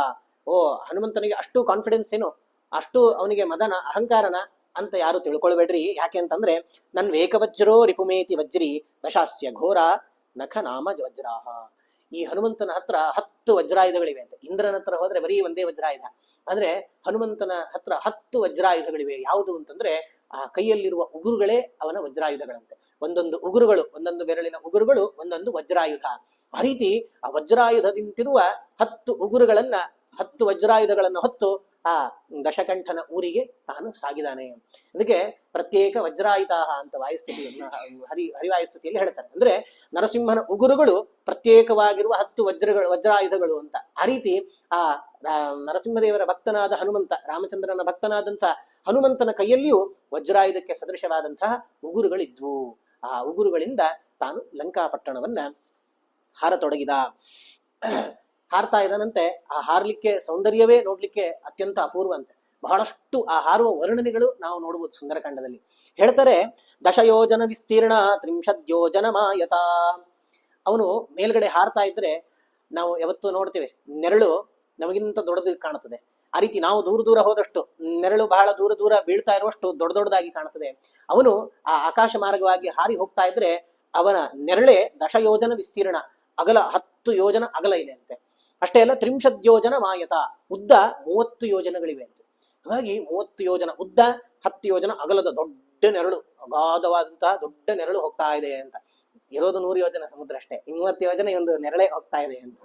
ಅಂತ ಹನುಮಂತ ಅಷ್ಟು ದೊಡ್ಡ ಗಾತ್ರವನ್ನು ವಹಿಸಿ ತಾನು ಪ್ರಯಾಣ ಮಾಡ್ತಾ ಇದ್ದಾನೆ. ಇಷ್ಟು ಪ್ರಯಾಣ ಆದಾಗ ಅಲ್ಲಿ ಪವಮಾನ ಸುತಂ ವೀಕ್ಷ್ಯ ಪ್ಲವಮಾನಂ ಮಹಾರ್ಣವ, ಈ ರೀತಿ ಆ ಸಾಗರವನ್ನ ದಾಟ್ತಾ ಇದ್ದಾನೆ ಹನುಮಂತ. ಇದನ್ನ ನೋಡಿ ಸಾಗರ, ಆ ಅರ್ಣವ ಸಮುದ್ರ ತಾನು ಹೋಗಿ ಒಳಗೆ ಹೋಗಿ ಆ ಒಳಗಿರುವಂತಹ ಹಿಮವಂತನ ಮಗನಾದಂತಹ ಮೈನಾಕನನ್ನ ಹೇಳ್ತಾ ಇದ್ದಾನಂತೆ. ಅಂದ್ರೆ ಯಾವತ್ತು ಪರ್ವತಗಳು, ನದಿಗಳು, ಸಮುದ್ರಗಳು ಮಾತಾಡುವುದಿಲ್ಲಂತೆ. ಆದ್ರೆ ಸಮುದ್ರಗಳು ಮಾತಾಡಿದ್ವು ಅಂತ ಎಲ್ಲೆಲ್ಲಿ ಉಲ್ಲೇಖ ಬರ್ತದೆ ಅಲ್ಲಿ ಅಭಿಮಾನಿಯಾದ ದೇವತೆ ಮಾತಾಡಿದ. ಸಮುದ್ರ ಮಾತಾಡಿದ ಅಂತಂದ್ರೆ ಸಮುದ್ರ ಅದು ಒಂದು ಜಡವಸ್ತು, ಅದರಿಂದ ಅಭಿಮನ್ಯನಾದ ಒಬ್ಬ ದೇವತೆ ಇದ್ದಾನಂತೆ. ಅವನಿಗೆ ಸಾಧಾರಣ ದೇವತೆಗಳಂತೆಯೇ ಆಕಾರ ಇರುತ್ತದೆ. ಗಂಗೆ ಅಂದ್ಕೊಂಡ್ಲೆ ಬರೀ ನೀರಷ್ಟೇ ಅಲ್ಲಂತೆ, ಗಂಗೆಯ ಸ್ವರೂಪ ಇದೆ. ಆ ಸ್ವರೂಪವನ್ನ ಚಿಂತನೆ ಮಾಡಬೇಕು, ಅವಳನ್ನು ನಾವು ಆರಾಧನೆ ಮಾಡುವುದು ಅಂತ. ಆ ರೀತಿ ಈ ಸಮುದ್ರ ಅಭಿಮಾನಿಯಾದಂತಹ ದೇವತೆ ಒಳಗೆ ಹೋಗಿ ಪರ್ವತಾಭಿಮಾನಿ, ಅದರಲ್ಲಿಯೂ ಮೈನಾಕ ಪರ್ವತಕ್ಕೆ ಅಭಿಮಾನಿಯಾದ ದೇವತೆ ಹತ್ರ ಹೇಳ್ತಾ ಇದ್ದಾನಂತೆ, ನೋಡಪ್ಪ ಹನುಮಂತ ಮೇಲ್ಗಡೆ ಹಾರ್ತಾ ಇದ್ದಾನೆ, ಸ್ವಲ್ಪ ಹೋಗು ಏನಾದರೂ ಸೇವೆ ಮಾಡ್ತೀಯನ್ ನೋಡು ಅಂತ ಹೇಳಿ ಮೈನಾಕನನ್ನ ಎಬ್ಬಿಸ್ತಾ ಇದ್ದಂತೆ. ಉತ್ತಿಷ್ಠ ಪರ್ವತ ಶ್ರೇಷ್ಠ ವಿಶ್ರಮಾರ್ಥಂ ಹನುಮತಃ, ಎದ್ದೇಳಪ್ಪ ನೀನು ಸ್ವಲ್ಪ ಎದ್ದು ಆ ಹನುಮಂತನಿಗೆ ವಿಶ್ರಾಂತಿಗೆ ಏನಾದ್ರೂ ಸಹಾಯ ಮಾಡ್ತೀಯೇನು ನೋಡು ಅಂತ ಹೇಳಿ ಸಮುದ್ರ ಆ ಮೈನಾಕನಿಗೆ ಹೇಳ್ತಾ ಇದ್ದಾನೆ. ಅಷ್ಟಾದಾಗ ಹನುಮಂತ ಹಾರ್ತಾ ಇದ್ದಾನಂತೆ. ಮೇಲ್ಗಡೆಯಿಂದ ಕೆಳಗಡೆಯಿಂದ ದೊಡ್ಡ ಸುಳಿ ಹಿಂಗೆ ಸುತ್ತಾ ಇದೆ ಅಂತೆ. ಏನು ಅಂದ್ರೆ ನೀರು ಕೆಳಗೆ ಹೋಗ್ತಾ ಇದೆ, ಮಧ್ಯದಿಂದ ಒಂದು ಬಂಗಾರಮಯವಾದಂತಹ ಪರ್ವತ ಎದ್ದು ಬರ್ತಾ ಇದೆ ಅಂತೆ. ದೊಡ್ಡ ವಿಶಾಲವಾದ ಪರ್ವತ, ಬಂಗಾರದ ಪರ್ವತ ಮೇಲೆ ಎದ್ದು ಬಂತಂತೆ. ಅದಕ್ಕೆ 2 ರೆಕ್ಕೆಗಳಿದ್ವಂತೆ ಪರ್ವತಕ್ಕೆ. ಇದನ್ನು ನೋಡಿ ಆಶ್ಚರ್ಯ ಆಗ್ತದೆ. ಹನುಮಂತನ ಎದುರುಗಡೆ ಆ ಪರ್ವತ ಅಭಿಮಾನಿಯಾದ ದೇವತೆ ಬಂದು ಹೇಳ್ತಾನಂತೆ, ಹನುಮಂತ ನಮಸ್ಕಾರಪ್ಪ, ನಾನು ಹಿಮವಂತನ ಮಗ ಮೈನಾಕ ಅಂತ ಹೇಳಿ. ನನ್ನ ತಾಯಿ ಮೇನೆ, ಹಿಮವಂತ ಮೇನೆಗೆ ಹುಟ್ಟಿದ ಮಗ, ಪಾರ್ವತಿ ನನ್ನ ಅಕ್ಕ ಆಗಬೇಕು, ಆ ಶಿವ ನನ್ನ ಭಾವ.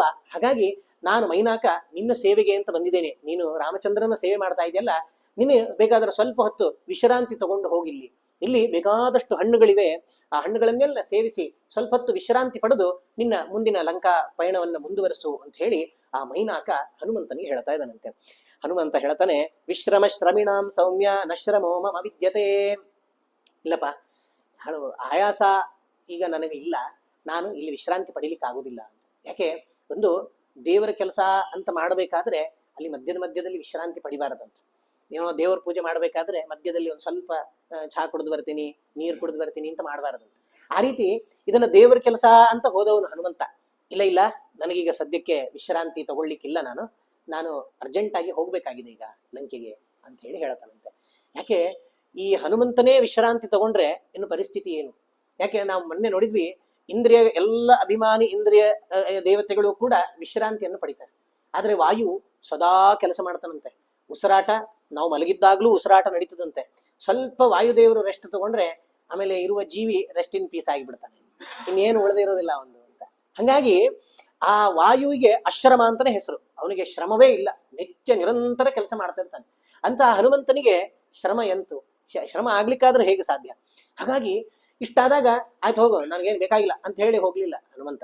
ಅವನನ್ನ ಆಲಿಂಗನೆ ಮಾಡ್ಕೊಳ್ತಾನಂತೆ. ನೀನು ಬಂದು ಕೇಳಿದೆಯಲ್ಲಪ್ಪ, ಸಹಾಯ ಕೇಳೋ ಬುದ್ಧಿ ಬರೋದೇ ಅಪರೂಪ ಅಂತದ್ರಲ್ಲಿ ಒಂದು ಕೇಳಿದೆಯಲ್ಲ ಅಂತ ಹೇಳಿ ಆ ಮೈನಾಕನನ್ನ ಆಲಿಂಗನೆ ಮಾಡ್ಕೊಳ್ತಾ ಇದ್ದಾನೆ. ಅವಾಗ ಮೈನಾಕ ಹೇಳ್ತಾನಂತೆ, ಇಲ್ಲಪ್ಪ ನಿನಗೆ ಸಹಾಯ ಮಾಡ್ಲೇಬೇಕು ನಾನು. ಯಾಕೆ? ದೊಡ್ಡ ಋಣ ಇದೆ ನಿನ್ನ ಮೇಲೆ. ಯಾಕೆ? ಒಂದು ಸರ್ತಿ ಹಿಂದೆ ಎಲ್ಲ ಪರ್ವತಗಳಿಗೂ ರೆಕ್ಕೆಗಳಿದ್ವಂತೆ. ರೆಕ್ಕೆಗಳಿದ್ದಾಗ ಪರ್ವತಗಳಿಗೆ ರೆಕ್ಕೆ ಇದ್ರೆ ಏನು ಪರಿಸ್ಥಿತಿ? ಒಂದು ಕಡೆಯಿಂದ ಹೋಗುದು, ಇನ್ನೊಂದು ಕಡೆ ಹೋಗಿ ದಪ್ಪ ಅಂತ ಕೂತ್ಕೊಳ್ಳೋದಂತೆ. ಎಷ್ಟೋ ಪರ್ವತಗಳು ಎದ್ದು ಹೋಗಿ ಒಂದು ಪಟ್ಟಣ ಸಿಟಿ ಅಂತಿದ್ರೆ ಅದ್ರ ಮೇಲೆ ಹೋಗಿ ದಪ್ಪ ಅಂತ ಕೂತ್ಕೊಂಡ್ಬಿಡೋರು, ಎಲ್ಲರೂ ಬಾಯಿ ಹೊಡ್ಕೊಳ್ಳೋರು ಅಲ್ಲಿ ಇದ್ದವರೆಲ್ಲ. ಹಾಗಾಗಿ ಬಹಳ ಕಷ್ಟ ಆಗ್ತಿತ್ತು ಜನರಿಗೆಲ್ಲ. ಇಂದ್ರ ಇದನ್ನ ಗಮನಿಸಿ, ಪರ್ವತಗಳಿಗೆ ರೆಕ್ಕೆಗಳಿದ್ರೆ ಅದು ಸರಿಯಾಗೋದಿಲ್ಲ ಅಂತ ಹೇಳಿ ತನ್ನ ವಜ್ರಾಯುಧದಿಂದ ಎಲ್ಲ ಪರ್ವತಗಳ ರೆಕ್ಕೆಗಳನ್ನ ಕಡಿತಾ ಹೋದ ಅಂತ. ಎಷ್ಟೋ ಪರ್ವತಗಳು ಓಡಿ ಹೋದ್ವು, ಅದ್ರ ಹಿಂದೆ ಹೋಗಿ ಹಿಂಬಾಲಿಸಿ ಎಲ್ಲಿ ಬಚ್ಚಿಟ್ಕೊಂಡಿದ್ರು ಆ ಪರ್ವತಗಳ ರೆಕ್ಕೆಗಳನ್ನೆಲ್ಲ ಕಡಿತಾ ಇದ್ದಂತೆ. ಈ ಮೈನಾಕ ಪಾಪ ಇನ್ನು ಸಣ್ಣದು, ಅವಾಗ ಸಣ್ಣ ಪರ್ವತ, ಸಣ್ಣ ರೆಕ್ಕೆಗಳಿದ್ದು ಇದಕ್ಕೆ. ಇದು ಏನ್ ಮಾಡ್ಬೇಕು ಪಾಪ, ಎಲ್ಲಿ ಬಚ್ಚಿಟ್ಕೊಳ್ಬೇಕು, ಆ ನೋವು ತಡ್ಕೊಳ್ಬೇಕಲ್ಲ ಅಂತ ಹೇಳಿ ವಾಯುದೇವನ ಹತ್ರ ಹೋಯ್ತಂತೆ.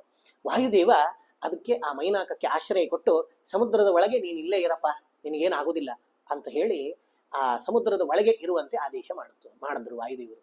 ಹಾಗಾಗಿ ವಾಯುದೇವರ ಅನುಗ್ರಹದಿಂದ ನನ್ನ ರೆಕ್ಕೆಗಳು ಈಗಲೂ ಕೂಡ ಉಳಿದಿವೆ. ಮತ್ತು ಇಂದ್ರ ನೋಡಿದ್ರೆ ಕಷ್ಟ ಈಗ ನನ್ನ, ಹಾಗಾಗಿ ನಾನು ಎಲ್ಲಿಯೂ ಕೂಡ ಹೊರಗೆ ಬರ್ತಾ ಇಲ್ಲ, ಇಲ್ಲೇ ಇದ್ದೇನೆ ನಾನು ಅಂತ ಹೇಳಿ ಮೈನಾಕ ಹೇಳ್ತಾನೆ. ಹಾಗಾಗಿ ಅಂತ ವಾಯುದೇವರ ವಾಯುಸುತ ನೀನು ಹನುಮಂತ, ನಿನಗೆ ನಾನು ಸಹಾಯ ಮಾಡ್ಲೇಬೇಕಲ್ಲ, ನನ್ನ ಋಣ ಪರಿಹಾರ ಆಗ್ಬೇಕಲ್ಲ, ಹಾಗಾಗಿ ನಾನು ಸಹಾಯಕ್ಕೆ ಅಂತ ಬಂದೆ. ಆದ್ರೆ ನೀನು ಗಡಿಬಿಡಿಯಲ್ಲಿದ್ಯಲ್ಲ, ಆಯ್ತು ಹೋಗ್ಬಾ ಅಂತ ಹೇಳ್ತಾನಂತೆ. ಇಷ್ಟಾದಾಗ ಎಲ್ಲ ದೇವತೆಗಳ ಮೇಲಿಂದ ಬಂದು ಆ ಹನುಮಂತನಿಗೆ ಪುಷ್ಪವೃಷ್ಟಿ ಮಾಡ್ತಾ ಇದ್ದಾರಂತೆ. ಪುಷ್ಪವೃಷ್ಟಿ ಮಾಡ್ತಾ ಇದ್ದಾರೆ. ಅಲ್ಲಿ ಇಂದ್ರನೂ ಇದ್ದ. ಇಂದ್ರ ಈ ಪರ್ವತವನ್ನ ದುರ್ಗೊಟ್ಕೊಂಡು ನೋಡ್ತಾ ಇದ್ದಾನಂತೆ. ಈ ಪರ್ವತ ಪಾಪ ಹೆದರಿ ಬಿಟ್ಟಿದಾನ ಮೈನಾಕ, ಏನು ನನ್ನ ಮುಗಿಸ್ಬಿಡ್ತಾನೆ ಇವನು ಇಂದ್ರ ಅಂತ ಹೇಳಿ. ಅವಾಗ ಇಂದ್ರ ಹೇಳ್ತಾನಂತೆ, ವಿಶ್ರಮ ಶ್ರಮಿಣಾಂ ಸೌಮ್ಯ ನಶ್ರಮೋ ಮಮ ವಿದ್ಯತೆ ಇಂದ್ರೋ ಗಿರೀಂದ್ರಮಾ ಚಷ್ಟೆ ತೋಷಿತಸ್ತೆ ನ ಕರ್ಮಣ ಅಭಯಂತೆ ಮಯಾ ದತ್ತಂ ರಾಮ ಶುಶ್ರೂಷಣಾದಿತಿ. ಇಲ್ಲ ಇಷ್ಟು ದಿವಸ ನಿನ್ನ ಹುಡುಕ್ತಿದ್ದೆ, ಇದ್ರ ಮೊದಲು ಏನಾದ್ರೂ ಸಿಕ್ಕಿದ್ರೆ ನಿನ್ನ ರೆಕ್ಕೆಗಳನ್ನ ಕತ್ತರಿಸ್ಬಿಡ್ತಿದ್ದೆ. ಆದ್ರೆ ಏನ್ ಮಾಡೋದು, ಹನುಮಂತನ ಸೇವೆ ಮಾಡಿಬಿಟ್ಟಿ ನೀನು, ರಾಮನ ಸೇವೆ ಆಯ್ತು ಇದರಿಂದಾಗಿ, ಅದರಿಂದ ನಿನಗೆ ನಾನು ಅಭಯವನ್ನು ಕೊಡ್ತಾ ಇದ್ದೀನಿ ಅಂತ ಹೇಳಿ ಇಂದ್ರನ ಹೆದರಿಕೆಯೂ ಕೂಡ ಆ ಪರ್ವತಕ್ಕೆ ಇಲ್ಲ ಅಂತ ಆಯ್ತು. ಹಾಗಾಗಿ ಮಹಾತ್ಮರಿಗೆ ನಾವು ಸೇವೆ ಮಾಡಿದ್ವಿ ಅಂತಂದ್ರೆ ಅದರಿಂದ ಏನಾದ್ರೂ ಒಂದು ಪ್ರಯೋಜನ ಇದ್ದೇ ಇರ್ತದೆ. ಮೈನಾಕ ಸೇವೆನೂ ಮಾಡ್ಲಿಲ್ಲ, ಬಂದು ಜಸ್ಟ್ ಕೇಳ್ಕೊಂಡಿದ್ದು ಬಾ ಅಂತ, ಅವನೇನು ಹನುಮಂತ ಬಂದು ವಾಸನೂ ಮಾಡ್ಲಿಲ್ಲ. ಆದ್ರೂ ಬರೀ ನಾವು ಉಪಕಾರ ಮಾಡ್ತೀವಿ ಅಂತ ಹೋದ್ರೇನೆ ನಮಗೆ ಇಂಥ ಫಲ ಸಿಗ್ತದೆ. ಅವನಿಗೆ ಅಂದಿನಿಂದ ಅಭಯ ಸಿಕ್ಕಿಬಿಡ್ತು ಇಂದ್ರನಿಂದ. ಇಷ್ಟಾಗಿ ಆ ಹನುಮಂತ ಅಲ್ಲಿಂದ ಮುಂದೆ ಹೋಗ್ತಾ ಇದ್ದಾನೆ.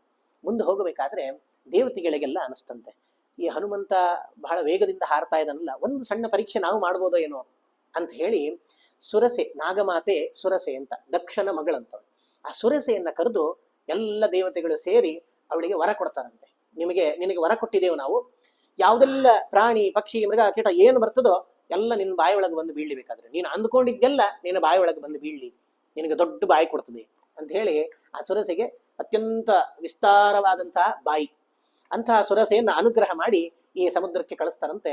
ಮಧ್ಯದಲ್ಲಿ ಹನುಮಂತ ವೇಗವಾಗಿ ಹೋಗ್ಬೇಕಾದ್ರೆ ಸುರಸೆ ಬಂದು ಬಾಯಿ ತೆರೆದು ಮಧ್ಯದಲ್ಲಿ ನಿಂತು ಬಿಟ್ಟಿದ್ದಾನೆ. ಹನುಮಂತ ಏನ್ ಮಾಡ್ಬೇಕು? ನಾನು ಈಗ ಬಹಳ ಗಡಿಬಿಡಿಯಲ್ಲಿ ಹೊರಟಿದ್ದೇನೆ, ನಾನು ರಾಮನ ಸೇವೆಗೆ ಅಂತ ಹೇಳಿ ಸೀತೆಯನ್ನು ಹುಡುಕ್ಲಿಕ್ಕೆ ಲಂಕೆಗೆ ಹೋಗ್ತಾ ಇದ್ದೇನೆ ನಾನು, ಹಾಗಾಗಿ ನನಗೆ ಹೋಗ್ಲಿಕ್ಕೆ ಜಾಗ ಬಿಡು ಅಂತ ಅವಳು ಹೇಳಿದ್ಲಂತೆ. ಇಲ್ಲ, ನಾನು ದೇವತೆಗಳ ಎಲ್ಲರ ಅನುಗ್ರಹ ಇದೆ, ದೇವತೆಗಳು ಎಲ್ಲರಿಂದಲೂ ನಾನು ವರ ಪಡೆದು ಬಂದಿದ್ದೇನೆ, ಏನು ಇಲ್ಲಿಂದ ಏನು ಪಾಸ್ ಆಗ್ತದೋ ನನ್ನ ಬಾಯಿ ಒಳಗೆ ಹೋಗ್ಬೇಕೆಲ್ಲವೂ ಅಂತ ವರ ಇದೆ ನನಗೆ, ಹಾಗಾದ್ರೆ ನೀ ನನ್ನ ಬಾಯಿ ಒಳಗೆ ಹೋಗ್ಬೇಕು ಅಂತ ಹೇಳಿದ್ಲಂತ. ಹೌದಾ, ಆಯ್ತು ಬಾಯಿ ಒಳಗೆ ಹೋಗ್ತೇನೆ ಅಂತ ಹೇಳಿ ಹನುಮಂತ ದೊಡ್ಡ ಆಕೃತಿ ಇತ್ತು. ನಾ ಇಷ್ಟು ದೊಡ್ಡ ನಿನ್ನ ಬಾಯಿ ಒಳಗೆ ಹೆಂಗೆ ಹೋಗುದು, ಇಲ್ಲ ಇಲ್ಲ ನನಗೆ ಬಾಯಿ ದೊಡ್ಡದಿದೆ ನೋಡು ಅಂತ ಹೇಳಿ ಬಾಯಿ ಓಪನ್ ಮಾಡ್ತಾಳಂತೆ. ಹನುಮಂತ ಯಾವ ಸೈಜಿಗಿದಾನೋ ಆ ಸೈಜಿಗೆ ದೊಡ್ಡ ಬಾಯಿ ಓಪನ್ ಮಾಡ್ತಾಳಂತವಳು.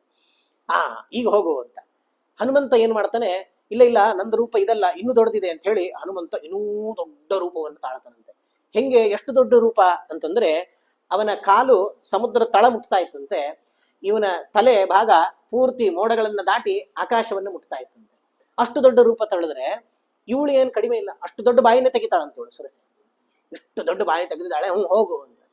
ಹೌದಾ, ಆಯ್ತು ಅಂತ ಹೇಳಿ ತತ್ಕ್ಷಣದಲ್ಲೇ ಆ ಹನುಮಂತ ಅಷ್ಟು ದೊಡ್ಡ ರೂಪ ಇದ್ದವನು ಚಿಕ್ಕ ರೂಪವನ್ನು ತಗೊಂಡು ಅವಳ ಬಾಯಿ ಒಳಗೆ ಹೋಗ್ತಾನೆ. ಬಾಯಿ ಒಳಗೆ ಹೋದ ಅಂತ ಹೇಳಿ ಇವಳು ಬಾಯಿ ಮುಚ್ಚಬೇಕಲ್ಲ, ಈ ದೊಡ್ಡ ಬಿಲ್ಡಿಂಗ್ ಬಿದ್ದಂಗೆ, ಬಿಲ್ಡಿಂಗ್ ಬೀಳ್ಲಿಕ್ಕೆ ಬಹಳಷ್ಟು ಟೈಮ್ ತಗೊಳತ್ತದಲ್ಲ, ಇವಳು ಅಷ್ಟು ದೊಡ್ಡ ಬಾಯಿ ಮುಚ್ಚಬೇಕಲ್ಲ, ಹಿಂಗೆ ಮುಚ್ತಾ ಇದ್ದಾಳೆ. ಈ ಮುಚ್ಚೋದ್ರೊಳಗೆ ಅವನು ಒಳಗವರೆಗೆ ಹೋಗಿ ವಾಪಸ್ ಹೊರಗೆ ಬಂದು ನಿಲ್ತಾ ಇದ್ದಾನೆ ಹನುಮಂತ. ನಿನ್ನ ದೇವರ ವರ ಇದ್ದಿದ್ದೇನು, ಇಲ್ಲವೂ ನಿನ್ನ ಬಾಯಿ ಒಳಗೆ ಹೋಗ್ಬೇಕು ಅಂತಲ್ಲ, ನಿನ್ನ ಬಾಯಿ ಒಳಗೆ ಹೋಗಿದ್ದೀನಿ, ವಾಪಸ್ ಬರ್ಬೇಕು ಬರಬಾರ್ದು ಅದೇನು ಹೊರಗಿರ ಏನಿಲ್ಲ ನಿನಗೆ, ನಾನು ಹೋಗಿ ಬಂದಿದ್ದೇನೆ, ನಾನು ಮುಂದೆ ಹೋಗ್ಲಿಕ್ಕೆ ಬಿಡು ನನ್ನ ಅಂತ. ಈ ರೀತಿ ಹನುಮಂತನ ಸಾಮರ್ಥ್ಯ ಅಂತದ್ದು. ಈ ರಾಕ್ಷಸರು ಕೆಲವೊಮ್ಮೆ ಏನ್ ಮಾಡ್ತಾರೆ, ಬೇರೆ ರೂಪವನ್ನ ತಾಳ್ತಾರೆ, ತಮ್ಮ ರೂಪವನ್ನ ಬಿಟ್ಟು ಮುಂದೆ ಯಾರ ರೂಪವನ್ನು ನೋಡ್ತಾರೋ ಅವರೇ ಆಗಿಬಿಡ್ತಾರ ಅವರು. ಅವ್ರಾದಾಗ ಸ್ವಲ್ಪ ಒಳಗಡೆಯಿಂದ ಅನ್ಕಂಫರ್ಟಬಿಲಿಟಿ, ಹಿಂಸೆ ಆಗ್ತಿರ್ತದೆ ಅವರಿಗೆ. ಯಾಕೆ ಅವನಾದ ನಾನು ಮತ್ತೆ ತನ್ನ ನಿಜ ರೂಪ ಬರೋವರೆಗೆ ಅವ್ರಿಗೆ ಯಾಕೋ ಸಮಾಧಾನ ಇರೋದಿಲ್ಲ. ಬಹಳಷ್ಟು ಅಂಗಿ ಮೇಲೆ ಕೋಟು ಜರ್ಕಿನ್ನು ಎಲ್ಲ ಹಾಕೊಂಡು ಹಿಂಸೆ ಆಗ್ತಿರ್ತದೆ. ಮನೆಗೆ ಹೋಗಿ ಒಂದ್ ಸರ್ತಿ ತೆಗೆದಿಡೋಣ ಅಂತ ಆಗ್ತಿರ್ತದಲ್ಲ, ಆ ರೀತಿ ರಾಕ್ಷಸರಿಗೆ ತಮ್ಮ ನಿಜವಾದ ಸ್ವರೂಪವನ್ನು ಬಿಟ್ಟು ಬೇರೆ ರೂಪವನ್ನು ತಳೆದಾಗ ಆ ರೀತಿ ಹಿಂಸೆ ಆಗ್ತಿರ್ತದೆ. ಅದನ್ನ ಒಂದ್ ಸರ್ತಿ ಬಿಟ್ರೆ ಸಾಕು ಅಂತ. ಹಂಗೆ ಈ ಹನುಮಂತನಿಗೆ ಆ ರೀತಿ ಇಲ್ಲಂತೆ. ಒಂದು ರೂಪವನ್ನ, ಈಗ ರಾವಣನು ದೊಡ್ಡದಾಗುವ ಸಾಮರ್ಥ್ಯ ಸಣ್ಣದಾಗುವ ಸಾಮರ್ಥ್ಯ ಹೊಂದಿದ್ದ. ಅವನು ದೊಡ್ಡದಾಗ್ಬೇಕು ಅಂತಂದ್ರೆ ನಿಧಾನಕ್ಕೆ ಬೆಳಿತಾ ಹೋಗ್ತಾನವನು. ಮತ್ತೆ ಸಣ್ಣದಾಗ್ಬೇಕು ಅನ್ಕೊಂಡಾಗ ನಿಧಾನಕ್ಕೆ ಸಣ್ಣದಾಗ್ತದೆ. ಈ ಅಣಿಮಾದಿ ಶಕ್ತಿ ಹನುಮಂತನಿಗೆ ಇದ್ದ ಹಾಗೆ ಯಾರಿಗೂ ಇರಲಿಲ್ಲ. ಅಂದ್ರೆ ತತ್ಕ್ಷಣದಲ್ಲೇ ಚಿಟಿಕೆ ಹಿಡಿದ್ರೊಳ್ಳೆ ಅಷ್ಟು ದೊಡ್ಡ ರೂಪ, ಮತ್ತೆ ತತ್ಕ್ಷಣದಲ್ಲಿ ಸಣ್ಣದಾಗೋದು ಅಂತ ಅನ್ನೋದು ದೇವತೆಗಳಿಗೂ ಅಶಕ್ಯವಾಗಿತ್ತಂತೆ. ಆ ರೀತಿ ತನ್ನ ಚಾಣಾಕ್ಷತನದಿಂದ ಅಷ್ಟು ಶೀಘ್ರವಾಗಿ ಸಣ್ಣದಾಗೋದು, ಅಷ್ಟು ಶೀಘ್ರವಾಗಿ ದೊಡ್ಡದಾಗೋ ಈ ಸಾಮರ್ಥ್ಯವನ್ನ ತೋರೋದರ ಮೂಲಕ ಅವಳನ್ನು ಕೂಡ ಸರ್ಪ ಮಾಡಿಬಿಟ್ಟ ಅವನು. ಅಲ್ಲಿಂದ ಅವಳನ್ನ ದಾಟಿ ತಾನು ಮುಂದೆ ಹೋಗ್ತಾ ಇದ್ದಾನೆ. ದೇವತೆಗಳಿಗೆಲ್ಲ ಬಹಳಷ್ಟು ಆನಂದ ಆಯ್ತು. ಮತ್ತೆ ದೇವತೆಗಳೆಲ್ಲ ಅವಳಿಗೆ ಇವನಿಗೆ ಪುಷ್ಪವೃಷ್ಟಿಯನ್ನು ಮಾಡ್ತಾ ಇದ್ದಾರೆ. ಹೇಳ್ತಾನವನು, ತಮೇವಂ ವಾದಿನೀಂ ವೀರಃ ಪರಿಪೂಜ್ಯ ಪ್ರಪುಪ್ಲುವೆ. ಅವಳು ಹೇಳಿದ್ಲಂತೆ, ಬಹಳ ಸಂತೋಷ ಆಯ್ತಪ್ಪ, ನೀನು ಬಹಳ ಚಾಣಾಕ್ಷತನದಿಂದ ದೇವತೆಗಳ ವರವನ್ನ ಮೀರುವ ಸಾಮರ್ಥ್ಯ ಉಳ್ಳವನ್ ನೀನು.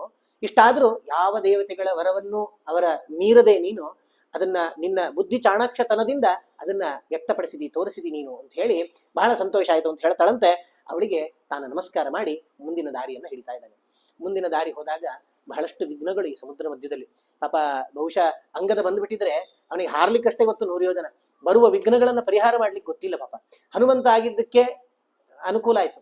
ಯಾಕೆ, ಒಬ್ಬನು ಹಾರಿದಾಗ ಆ ವೇಗ ಇರ್ತದೆ, ಆ ವೇಗದಲ್ಲೇ ಹೋಗಿ ಅಲ್ಲಿ ಹೋಗಿ ಲ್ಯಾಂಡ್ ಆಗ್ಬೇಕು ಅವನು. ಮಧ್ಯದಲ್ಲಿ ವಿಘ್ನ ಬಂತು ಅಂತಂದ್ರೆ ವೇಗ ಅಲ್ಲೇ ಮುರಿದು ಬಿಡ್ತದೆ, ಅಲ್ಲಿಂದ ಮತ್ತೆ ತಗೊಳ್ಳಿಕ್ಕೆ ಏನು ಇಲ್ಲ ಮಧ್ಯದಲ್ಲಿ, ಮತ್ತೆ ಜಂಪ್ ಮಾಡ್ಬೇಕಾಗ್ತದೆ, ಒಂದು ಪ್ರೆಷರ್ ಬೇಕಾಗ್ತದೆ. ಆ ಪ್ರೆಷರ್ ಏನು ಮಧ್ಯದಲ್ಲಿ ಸಿಗುದಿಲ್ಲ. ಹನುಮಂತನಿಗೆ ಹಾಗಲ್ಲ, ಒಂದು ವೇಗದಲ್ಲಿ ಹೋಗ್ತಾನೆ, ಅದನ್ನ ಪಾಸ್ ಮಾಡ್ತಾನೆ, ಅಲ್ಲೇ ನಿಲ್ಲಿಸಿ ಮೈನಾಕರನ್ನ ಮಾತಾಡಿಸಿ ಅಲ್ಲಿಂದ ಮತ್ತೆ ಆ ವೇಗವನ್ನ ರಿಸ್ಯೂಮ್ ಮಾಡಿ ಮುಂದೆ ಹೋಗ್ತಾನ ಅವನು. ಆ ರೀತಿ ಸಾಮರ್ಥ್ಯ ಬೇರೆ ಯಾವ ಕಪಿಗಳಲ್ಲೂ ಇರಲಿಲ್ಲ. ಹನುಮಂತ ಮುಂದೆ ಹೋಗ್ತಾ ಇದ್ದಾನಂತೆ. ಮುಂದೆ ಹೋಗ್ಬೇಕಾದ್ರೆ ಆ ಲಂಕೆಗೆ ಒಳಗೆ ಬರೋರ್ನೆಲ್ಲ ತಡಿಬೇಕು ಅಂತ ಹೇಳಿ ಅಲ್ಲಿ ಸಿಂಹಿಕೆ ಅಂತ, ರಾಹುವಿನ ತಾಯಿ ಅಂತ, ರಾಹುವಿನ ತಾಯಿ, ಅವಳಿಗೆ ಛಾಯಾಗ್ರಹ ಅಂತ ಹೆಸರು. ಬ್ರಹ್ಮದೇವರ ವರ ಇತ್ತಂತ. ಏನು ಅಂತಂದ್ರೆ ಯಾರು ಈ ಸಿಂಹಿಕೆಗೆ ಪ್ರತ್ಯಕ್ಷವಾಗಿ ಅಲ್ಲಿ ಹೋಗಿ ಆ ಪ್ರಾಣಿಯನ್ನ ಹಿಡಿಬೇಕು ಅಂತ ಇರ್ಲಿಲ್ಲ. ಅದನ್ನ ನೆರಳನ್ನು ಹಿಡಿದ್ರೆ ಸಾಕಂತೆ ಆ ಪ್ರಾಣಿ ಬಂದು ಅವಳ ಬಾಯಿ ಒಳಗೆ ಬೀಳ್ತಿತ್ತು. ನೆರಳನ್ನು ಹಿಡಿದು ಹಿಂಗೆ ಬಾಯಿಗೆ ಹಾಕೊಳ್ತಿದ್ಲು. ಯಾಕೆ, ಸಮುದ್ರ ಮೇಲೆ ಹೋಗ್ಬೇಕು ಅಂತಂದ್ರೆ ಅದರ ನೆರಳು ಸಮುದ್ರಕ್ಕೆ ಬೀಳಲೇಬೇಕಲ್ಲ. ಆ ನೆರಳನ್ನ ಹಿಡಿದು ಬಿಟ್ರೆ ಆ ಮೇಲಿರುವ ಪಕ್ಷಿ ಎಲ್ಲವೂ ಕೂಡ ಇವಳು ಕೈಗೆ ಬಂದು ಸೇರ್ತಿತ್ತಂತೆ. ಅದನ್ನ ಬಾಯಿಗೆ ಹಾಕೊಳ್ತಿದ್ದವಳು. ಇಂಥ ಸಿಂಹಿಕೆ ಸಿಗ್ತಾಳೆ. ಸಿಂಹಿಕೆ ಇವಳು ಏನ್ ಮಾಡ್ತಾಳಪ್ಪ ಅಂತಂದ್ರೆ ಹನುಮಂತ ಹೋಗುವುದನ್ನ ನೋಡಿ ಅವನು ನೆರಳು ಹಿಡಿದು ಬಾಯಿಗೆ ಹಾಕೊಂಡ್ಬಿಡ್ತಾಳೆ. ಹನುಮಂತ ಸಿಂಹಿಕೆಯ ಬಾಯಿ ಒಳಗೆ ಹೋದ. ಅವಾಗ್ಲೂ ಹೋಗಿದ್ದ ಸುರಸೆ ಬಾಯಿ ಒಳಗೆ ಹೋಗಿ, ಸುರಸೆ ಅವಳ ಅಂಥ ಅಭಿಪ್ರಾಯ ಇರ್ಲಿಲ್ಲ, ದೇವತೆಗಳ ವರವನ್ನ ಸತ್ಯ ಮಾಡೋದಕ್ಕೋಸ್ಕರ ವಾಪಸ್ ಬಂದ. ಆದ್ರೆ ಈ ಸಿಂಹಿಕೆ ಬಾಯಿ ಒಳಗೆ ಹಾಕಿ ನುಂಗೇ ಬಿಟ್ಲಂತ ಅವಳನ್ನ. ಅವನು ಹೊಟ್ಟೆ ಒಳಗೆ ಹೋಗಿದ್ದಾನೆ. ಸ್ವಲ್ಪ ಯಾಕೋ ಹೊಟ್ಟೆ ಹಾಳದಾಗೆ ಬಹಳಷ್ಟು ತಡವರಿಸ್ತಾ ಇದ್ದಾಳೆ ಸಿಂಹಿಕೆ. ಏನಾಯ್ತು ನೋಡಿದ್ರೆ ಆ ತನ್ನ 10 ವಜ್ರಾಯುಧಗಳಿಂದ, ಉಗುರುಗಳಿಂದ ಆ ಸಿಂಹಿಕೆಯ ಹೊಟ್ಟೆಯನ್ನ ಸೀಳಿ ಆ ಹನುಮಂತ ಹೊರಗಡೆ ಬಂದು ತಾನು ಹಾರ್ತಾ ಇದ್ದಾನಂತೆ. ಆ ಹಾರ್ತಾ ಇರುವುದನ್ನು ನೋಡಿದರೆ ನರಸಿಂಹ ಯಾವ ರೀತಿ ಬ್ರಹ್ಮವರದಿಂದ ಅವಧ್ಯನಾದ ಹಿರಣ್ಯ ಕಶಿಪುವಿನ ಈ ಕೊರಳನ್ನ ಈ ಹೊಟ್ಟೆಯನ್ನ ಸೀಳಿ ಆ ಇದನ್ನ ಹಾರವಾಗಿ ಹೇಗೆ ಹಾಕೊಂಡೋ ಆ ರೀತಿ ಆ ಇವಳ ಹೊಟ್ಟೆಯನ್ನ ಸೀಳಿ ಹನುಮಂತ ಬರ್ತಾ ಇದ್ದಾನೆ. ಈ ರೀತಿ ಆ ಬ್ರಹ್ಮವರದಿಂದ ಅವಧ್ಯಳಾದ ಸಿಂಹಿಕೆಯನ್ನ ಹನುಮಂತ ಸಂಹಾರ ಮಾಡಿ ತಾನು ಲಂಕೆಯತ್ತ ಪಯಣ ಬೆಳೆಸಿದ್ದಾನೆ. ಲಂಕೆಗೆ ಹೋಗ್ತಾನೆ. ಅಲ್ಲಿ ಇನ್ನೇನು ಲಂಕೆ ಬರಬೇಕು ಅಷ್ಟೊತ್ತಿಗೆ ಎದುರುಗಡೆಯಿಂದ ಅವನಿಗೆ ಆ ಲಂಕೆಯ ಶಿಖರ ಕಾಣ್ಲಿಕ್ಕೆ ಪ್ರಾರಂಭ ಆಗ್ತದೆ. ತ್ರಿಕೂಟ ಪರ್ವತ ಅಂತ. ಆ ತ್ರಿಕೂಟ ಪರ್ವತ ಕಾಣುತ್ತದೆ. ಈ ಹನುಮಂತ ಶೀಘ್ರವಾಗಿ ಹೋಗಿ ಆ ಪರ್ವತದಲ್ಲಿ ಲ್ಯಾಂಡ್ ಆಗ್ತದೆ. ಕೆಳಗೆ ಇಳಿದು ಕೂಡಲೇ ಈ ಹಾರ್ಬೇಕಾದ್ರೆ ಏನ್ ಪ್ರೆಷರ್ ಇತ್ತು, ಬೀಳ್ಬೇಕಾದ್ರೂ ಸ್ವಲ್ಪ ಅಂಥದ್ದೇ ಪ್ರೆಷರ್ ಇರ್ತದೆ. ಈ ಹೆಲಿಕಾಪ್ಟರ್ ಮೇಲೋದಂಗೆ ಅಲ್ಲಿ ಹತ್ತಿರದಲ್ಲಿ ಯಾರು ಇರಬಾರ್ದಲ್ಲ, ಗಾಳಿ ಬೇಕಾದಷ್ಟು ಬರ್ತಿರ್ತದೆ. ಆ ರೀತಿ ಈ ಹನುಮಂತ ಹೋಗಿ ಆ ತ್ರಿಕೂಟ ಪರ್ವತದಲ್ಲಿ ಲಂಬ ಅಂತ ಶಿಖರ, ಆ ಶಿಖರಕ್ಕೆ ಹೋಗಿ ತಾನು ಇಳಿತಾನಂತೆ. ಇಳಿದ ಫೋರ್ಸಿಗೆ ಅಲ್ಲಿದ್ದ ಪ್ರಾಣಿಗಳು ಪಕ್ಷಿಗಳು ಎಲ್ಲವೂ ಹೆದರಿ ಓಡ್ ಹೋಗ್ತಾ ಇದಾರಂತೆ. ಯಾವುದೋ ದೈತ್ಯ ಬಂದ್ಬಿಟ್ಟಿದೆ ಇಲ್ಲಿ, ಹೊಸ ದೈತ್ಯ ಅಂತ ಹೇಳಿ.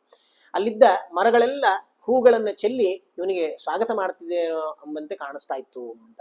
ಅಂತ ಹನುಮಂತ ಆ ಲಂಬ ಶಿಖರವನ್ನ ತಲುಪುತ್ತಾನೆ. ಅಲ್ಲಿಂದ ತಾನು ಮುಂದೆ ಹೋಗಬೇಕು ಅಂತ ಸಂಕಲ್ಪ ಮಾಡ್ತಾನೆ. ಒಂದ್ ಸರ್ತಿ ಲಂಕಾಪಟ್ಟಣ ಹೇಗಿದೆ ನೋಡ್ಬೇಕಲ್ಲ, ಹಾಗಾಗಿ ಆ ತ್ರಿಕೂಟ ಪರ್ವತವನ್ನು ಏರಿ ತಾನು ಆ 10 ದಿಕ್ಕುಗಳನ್ನ ಒಂದ್ ಸರ್ತಿ ನೋಡ್ತಾ ಇದ್ದಾನಂತ ಹನುಮಂತ. ನೋಡ್ತಾನೆ, ಗಂಭೀರ ಪರಿಖಾಂ ಭೀಮಾಂ ಬಹು ಪ್ರಾಕಾರ ದುರ್ಗಮಾಂ. ಆ ಲಂಕೆಯನ್ನ ನೋಡಿದ್ರೆ ಗಾಬರಿ ಆಗ್ಬೇಕಂತ. ಯಾಕೆ? ಗಂಭೀರ ಪರಿಖಾಂ ಕಂದಕಗಳು ಅಂದ್ರೆ ಆಳವಾದ ಕಂದಕಗಳು. ಹಿಂದೆಲ್ಲ ರಾಜರು ತಮ್ಮ ರಾಜ್ಯದ ಒಳಗೆ ಶತ್ರು ರಾಜ್ಯದವರು ಬರಬಾರದು ಅಂತ ಹೇಳಿ ರಾಜ್ಯದ ಸುತ್ತಲೂ ಬಾರ್ಡರ್ ಅಲ್ಲಿ ದಪ್ಪವಾಗಿ ಆಳವಾಗಿ ಹೊಂಡ ಮಾಡಿಸ್ತಿದ್ರಂತೆ. ಅಲ್ಲಿ ನೀರು ಬಿಟ್ಟು ಕ್ರೂರ ಮೃಗಗಳನ್ನ, ಈ ಜಲಚರ ಪ್ರಾಣಿ ಮೊಸಳೆಗಳನ್ನೆಲ್ಲ ಹಾಕಿಬಿಡ್ತಿದ್ರು. ಯಾಕೆ?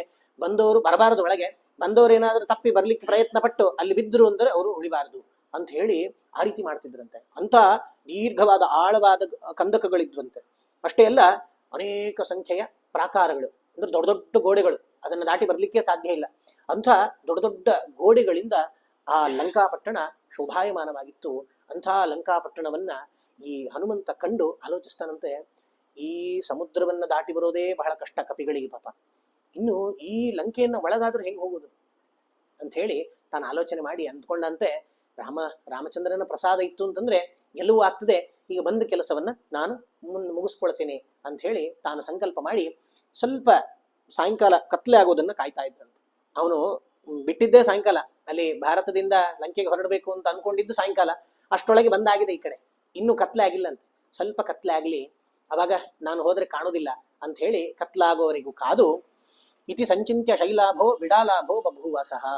ಇಷ್ಟು ಆಲೋಚನೆ ಮಾಡಿದಂತಹ ಆ ಹನುಮಂತ ತಾನು ಶೈಲಾಭ, ದೊಡ್ಡ ಪರ್ವತದಂತೆ ಗಾತ್ರ ಇತ್ತ ಒಂದು, ಇನ್ನು ಈ ಪರ್ವತಾಕಾರದಲ್ಲಿ ಹೋದ್ರೆ ರಾಕ್ಷಸರು ಹೆದರು ಬಿಟ್ರೆ ಕಷ್ಟ, ಹಾಗಾಗಿ ನಾನು ಬಿಡಾಲಾಭ, ಒಂದು ಸಣ್ಣ ಬೆಕ್ಕಿನ ಗಾತ್ರದ ಪ್ರಾಣಿಯಾಗಿ ತಾನು ಮುಂದೆ ಹೋಗ್ತಾ ಇದ್ದಾನೆ. ಅಂದ್ರೆ ಇನ್ನು ತನ್ನ ರೂಪವನ್ನೆಲ್ಲ ಸಣ್ಣದು ಮಾಡ್ಕೊಳ್ತಾ ಇದ್ದಾನೆ. ಎಷ್ಟು ಅಂದ್ರೆ ಮನುಷ್ಯರಿಗಿಂತ ಸಣ್ಣದು. ಬೆಕ್ಕುಗಳ ಆಕಾರಕ್ಕೆ ಆ ಹನುಮಂತ ಬರ್ತಾ ಇದ್ದಾನೆ. ಹನುಮಂತ ಆ ಬೆಕ್ಕಿನ ಆಕಾರವಾಗಿ ತಾನು ಲಂಕಾಪಟ್ಟಣವನ್ನ ಪ್ರವೇಶ ಮಾಡ್ತಾ ಇದ್ದಾನಂತೆ. ಪ್ರವೇಶ ಮಾಡಬೇಕಾದ್ರೆ ಆ ಲಂಕೆಯಲ್ಲಿ ಮಾರ್ಕೆಟ್, ಆ ಜನರನ್ನೆಲ್ಲ ನೋಡ್ತಾ ಇದ್ದಾನಂತೆ. ನೋಡಿದ್ರೆ ಅಲ್ಲಿ ಮತ್ತ ಪ್ರಮತ್ತ ಸ್ತ್ರೀ ಪುಂಸ್ಕಂ ಪುರಂ ಶುದ್ಧಿ ವಿವರ್ಜಿತಂ. ಏನೂ ಕ್ಲೀನ್ಲಿನೆಸ್ ಮೇಂಟೈನ್ ಇರ್ಲಿಲ್ಲಂತೆ, ಶುದ್ಧಿಯೇ ಇರ್ಲಿಲ್ಲ. ಆ ಶುದ್ಧಿ ಇಲ್ಲದ ಮನುಷ್ಯರನ್ನ ನೋಡಿದ್ರಂತೂ, ಅಲ್ಲಿದ್ದ ರಾಕ್ಷಸರನ್ನ ನೋಡಿದ್ರಂತೂ ಯಾರು ಡಿಸಿಪ್ಲಿನೇ ಇಲ್ಲ, ಕತ್ತಲಾಗ್ಬಿಟ್ಟಿದೆ ಅಂತ ಅಂದ್ಕೂಡ್ಲೆ ಎಲ್ಲರೂ ಪ್ರಮತ್ತರಂತೆ, ಕುಡಿದು ತಾನು ತೇಲಾಡ್ತಾ ಇದಾರಂತೆ. ಅಂಥ ಜನರನ್ನ ಆ ಹನುಮಂತ ಅಲ್ಲಿ ಕಂಡು ತಾನು ಮುಂದೆ ಹೋಗ್ತಾ ಇದ್ದಾನೆ. ಅಷ್ಟೊತ್ತಿಗೆ ಅವನ ಹಿಂದಿಂದ ಬಂದು ಜೋರಾಗಿ 2 ಕೈಯ ಮುಷ್ಟಿಯಿಂದ ಒಬ್ಬಳು ಏಟ್ ಹಾಕ್ತಾಳಂತೆ. ಯಾರಿದು ಅಂತ ನೋಡಿದ್ರೆ ಅವಳು ಲಂಕಿನಿ. ತಾಡಯಾಮಾಸ ತಂ ಚಂಡೀ ಸ್ತ್ರೀ ರೂಪ ಪುರದೇವತಾ. ಈ ಲಂಕಿಣಿ ಯಾರು ಅಂತಂದ್ರೆ ಸ್ತ್ರೀ ರೂಪಳಾದಂಥ ಆ ಲಂಕೆಯ ದೇವತೆ. ಲಂಕೆಯನ್ನ ಕಾಯಲಿಕ್ಕೆ ಅಂತ ಗ್ರಾಮ ದೇವತೆ ಅಂತ ಇರ್ತಾರಲ್ಲ, ಆ ರೀತಿ ಆ ಲಂಕೆಯನ್ನ ಕಾಯುವವಳು ಲಂಕಿಣಿ. ಆ ಲಂಕಿಣಿ ಬಂದು ಜೋರಾಗಿ ಹನುಮಂತನನ್ನ ಬಾರಿಸಿ, ಯಾರು ಒಳಗೆ ಹೋಗ್ಲಿಕ್ಕಿಲ್ಲ ನನ್ನ ಪರ್ಮಿಷನ್ ಇಲ್ಲದೆ, ನೀನ್ ಹೇಗೆ ಹೊರಟಿದಿ ಒಳಗೆ ಅಂತ ಹೇಳಿ ಕೇಳ್ತಾಳಂತೆ. ಹನುಮಂತನಿಗೆ ಸಿಟ್ಟು ಬಂದು, ಇವಳು ಸ್ತ್ರೀ ಅಂತ ಆಲೋಚನೆ ಮಾಡಿ ಇವಳಿಗೆ ಬಹಳಷ್ಟು ನೋವು ಆಗಬಾರದು ಅಂತ ಹೇಳಿ ಎಡಗೈಯಿಂದ ಒಂದು ಮುಷ್ಟಿ ಮಾಡಿ ಅವಳ ಕಪಾಳಕ್ಕೆ ಒಂದು ಮುಷ್ಟಿಯಿಂದ ಗುದ್ದುತ್ತಾನಂತೆ. ಗುದ್ದಿದಾಗ ಅವಳಿಗೆ ಬಹಳಷ್ಟು ಪ್ರಾಯಶ್ಚಿತ್ತ ಆಗಿ ಆ ಹನುಮಂತನಿಗೆ ಕೈ ಮುಗಿತಾಳಂತೆ. ಇಲ್ಲಪ್ಪ, ಯಾರು ಅಂತ ಗೊತ್ತಾಯ್ತು ನನಗೆ, ಯಾಕೆಂದ್ರೆ ನನಗೆ ಇಂಥವ್ರು ಯಾರು ಹೊಡಿಲಿಕ್ಕೆ ಆಗುದಿಲ್ಲ. ಬ್ರಹ್ಮದೇವರು ಹೇಳಿದ್ರು ಈ ಲಂಕೆಯನ್ನ ನೀನ್ ಇಲ್ಲೇ ಇದ್ದು ರಕ್ಷಣೆ ಮಾಡಬೇಕು, ಎಲ್ಲಿವರೆಗೆ ಒಂದು ಕಪಿ ಬಂದು ನಿನಗೆ ಮುಷ್ಟಿ ಪ್ರಹಾರ ಮಾಡೋದಿಲ್ಲೋ ಅಲ್ಲಿವರೆಗೆ ನೀನ್ ಇಲ್ಲೇ ಇರಬೇಕು. ಒಂದು ಸರ್ತಿ ಕಪಿ ಬಂತು, ನಿನಗೇನಾದ್ರೂ ಮುಷ್ಟಿ ಪ್ರಹಾರ ಮಾಡ್ತು ಅಂತಂದ್ರೆ ತಿಳ್ಕೊ, ಈ ಲಂಕೆಯ ಅವನತಿ ಪ್ರಾರಂಭ ಆಗಿದೆ. ಹಾಗಾಗಿ ನೀ ಇಲ್ಲಿಂದ ಬಿಟ್ಟು ಹೊರಟು ಬಿಡು ಇನ್ನು ನೀನು ಅಧಿದೇವತೆ, ಗ್ರಾಮಾಧಿದೇವತೆ, ನೀನು ಇಲ್ಲಿ ಇರ್ಲಿಕ್ಕಿಲ್ಲ ನೀನು ಅಂತ ಹೇಳಿ ಬ್ರಹ್ಮದೇವರು ಹೇಳಿದ್ರು. ನನಗೆ ಗೊತ್ತಾಯ್ತಪ್ಪ, ನಿನಗೆ ಏನು ಕೆಲಸ ಇದೆ ಮುಗಿಸ್ಕೊ ಹೋಗು, ನಾನು ಇಲ್ಲಿಂದ ಹೊರಟು ಬಿಡ್ತೇನೆ ನಾನು ಅಂತ ಹೇಳಿ ಹನುಮಂತನಿಗೆ ಹೇಳಿ ಆ ಲಂಕಿನಿ ಹೋಗ್ತಾ ಇದ್ದಾಳೆ. ಕ್ಷಮಸ್ವಾಗ ಸ್ತ್ರೀಯೋ ಮಮ. ಅವನು ಹೇಳ್ತಾನಂತೆ, ನಾನು ಜೋರಾಗಿ ಹೊಡೆದ್ಬಿಟ್ಟೆ ನಿನಗೆ, ನೀನು ಏನು ಬೇಜಾರು ಮಾಡ್ಕೊಳ್ಬೇಡ ಅಂತ ಹೇಳಿ ಹನುಮಂತ ಹೇಳಿ ಅಲ್ಲಿಂದ ಮುಂದೆ ಹೋಗ್ತಾ ಇದ್ದಾನೆ. ಮುಂದೆ ಹೋಗ್ತಾನೆ, ಅಲ್ಲಿ ವಿಧ ವಿಧವಾದಂತಹ ರಾಕ್ಷಸರನ್ನೆಲ್ಲ ನೋಡ್ತಾ ಇದ್ದಾನೆ. ಮತ್ತಾನ್ ಪ್ರಮತ್ತಾನ್ ಉನ್ಮತ್ತಾನ್ ನಾನಾ ಪಾನ ರತಾನಪಿ ಸುರತೋತ್ಸವ ಸಂಸಕ್ತಾನ್ ರಮಣೀಭಿರ ವೈಕ್ಷತ. ಮತ್ತಾನ್, ಎಲ್ಲರೂ ಕೂಡ ಮದ ಬಂದುಬಿಟ್ಟಿದೆ ಅಂತ ಎಲ್ರಿಗೂ. ಯಾರೂ ಕೂಡ ತಮ್ಮ ನಿಜವಾದ ಸ್ವರೂಪದಲ್ಲೇ ಇಲ್ಲ, ವಿಚಿತ್ರವಾಗಿ ಆಡ್ತಾ ಇದ್ದಾರೆ. ಅದರಲ್ಲಿ ಪ್ರಮತ್ತಾನ್ ಉನ್ಮತ್ತಾನ್, ಸ್ವಲ್ಪ ಜಾಸ್ತಿ ಮದ ಬಂದವರು ಇನ್ನೂ ಜಾಸ್ತಿ, ಇನ್ನು ತಡ್ಕೊಳ್ಳಿಕ್ಕೆ ಆಗಲ್ಲ, ಬಿದ್ದೇ ಬಿಡ್ತಾರೆ ಅನ್ನೋ ರೀತಿಯಲ್ಲಿ ರಾಕ್ಷಸರು ಆ ಪರಿಸ್ಥಿತಿಯಲ್ಲಿ ಇದ್ರಂತೆ. ಸ್ವರತೋತ್ಸವ ಸಂಸಕ್ತಾನ್, ಇನ್ನು ಕೆಲವೊಬ್ಬರು ತಮ್ಮ ಸ್ತ್ರೀಯರೊಟ್ಟಿಗೆ ರತಿಕ್ರೀಡೆ ಆಡ್ಲಿಕ್ಕೆ ಅಂತ ತಾವು ಸನ್ನದ್ಧರಾಗಿದ್ದಾರಂತೆ. ಅಂಥ ಎಲ್ಲ ಇವರನ್ನ ನೋಡ್ತಾ ಇದ್ದಾನೆ. ಇದರೊಟ್ಟಿಗೆ ಶುಶ್ರಾವ ಜಪತಾಂ ತತ್ರ ಮಂತ್ರಾನ್ ರಕ್ಷೋ ಗೃಹೇಶು ವೈ ಸ್ವಾಧ್ಯಾಯ ನಿರತಾಂಶ್ಚೈವ ಯಾತುಧಾನಾನ್ ದದರ್ಶಸಃ. ಇಷ್ಟಾಗಿ ಸ್ವಾಧ್ಯಾಯವನ್ನು ಮಾಡುವ, ಅನೇಕ ಹೋಮ ಮಾಡುವಂತಹ ರಾಕ್ಷಸರನ್ನು ನೋಡಿದಂತೆ. ಈ ರಾತ್ರಿ ಹೊತ್ತು ಈ ಮಾಂಸಗಳಿಂದ ಮದ್ಯದಿಂದ ಎಲ್ಲ ಹೋಮ ಮಾಡ್ತಿದ್ರು. ಯಾಕೆ? ರಾಕ್ಷಸಿ ಆಸುರಿ ಶಕ್ತಿ ಅವರಿಗೆ ಜಾಸ್ತಿ ಆಗಬೇಕು ಅಂತ ಹೇಳಿ. ಅದರಿಂದ ಅಂಥ ಶ್ರದ್ಧೆ ಉಳ್ಳಂತಹ ರಾಕ್ಷಸರು ಅಂದ್ರೆ ಅವರು ಹೋಮ ಮಾಡಿ ಅದರಿಂದ ಅವರಿಗೆ ಶಕ್ತಿ ಬರಬೇಕಾಗಿದೆ. ಹಾಗಾಗಿ ಹೋಮ ನಿರತರಾದಂತಹ ಅನೇಕ ಮಂದಿ ರಾಕ್ಷಸರನ್ನ ಹನುಮಂತ ನೋಡ್ತಾ ಇದ್ದಾನೆ. ರಾಕ್ಷಸೀರೈಕ್ಷತಾನೇಕ ಮಾನಿನಿ ಕಾಮಿನೀರಪಿ ವಿಲಾಸಿನೀರ್ ಭೋಗಿನೀಶ್ಚ ಯೋಗಿನೀಶ್ಚ ವಿಯೋಗಿನೀ. ಅನೇಕ ಮಂದಿ ಹೆಣ್ಣು ರಾಕ್ಷಸರನ್ನಂತೆ, ವಿಲಾಸಿನಿಯರು ಅಂತ, ತಮ್ಮ ಅಂಗಾಂಗ ಆಡಿಸೋದ್ರಿಂದಾಗಿ ಎಲ್ಲರನ್ನೂ ಕೂಡ ಕಾಮಮತ್ತರನ್ನಾಗಿ ಮಾಡುವಂತಹ ವಿಲಾಸಿನಿ ಹೆಂಗಸರು. ಭೋಗಿನಿಯರು ಅಂತ ಹೇಳಿ, ಯೋಗಿನಿಯರು ಅಂದ್ರೆ ಒಟ್ಟಿಗೆ ಗಂಡ ಹೆಂಡತಿಯರೊಟ್ಟಿಗೆ ಇರುವ ರಾಕ್ಷಸರು.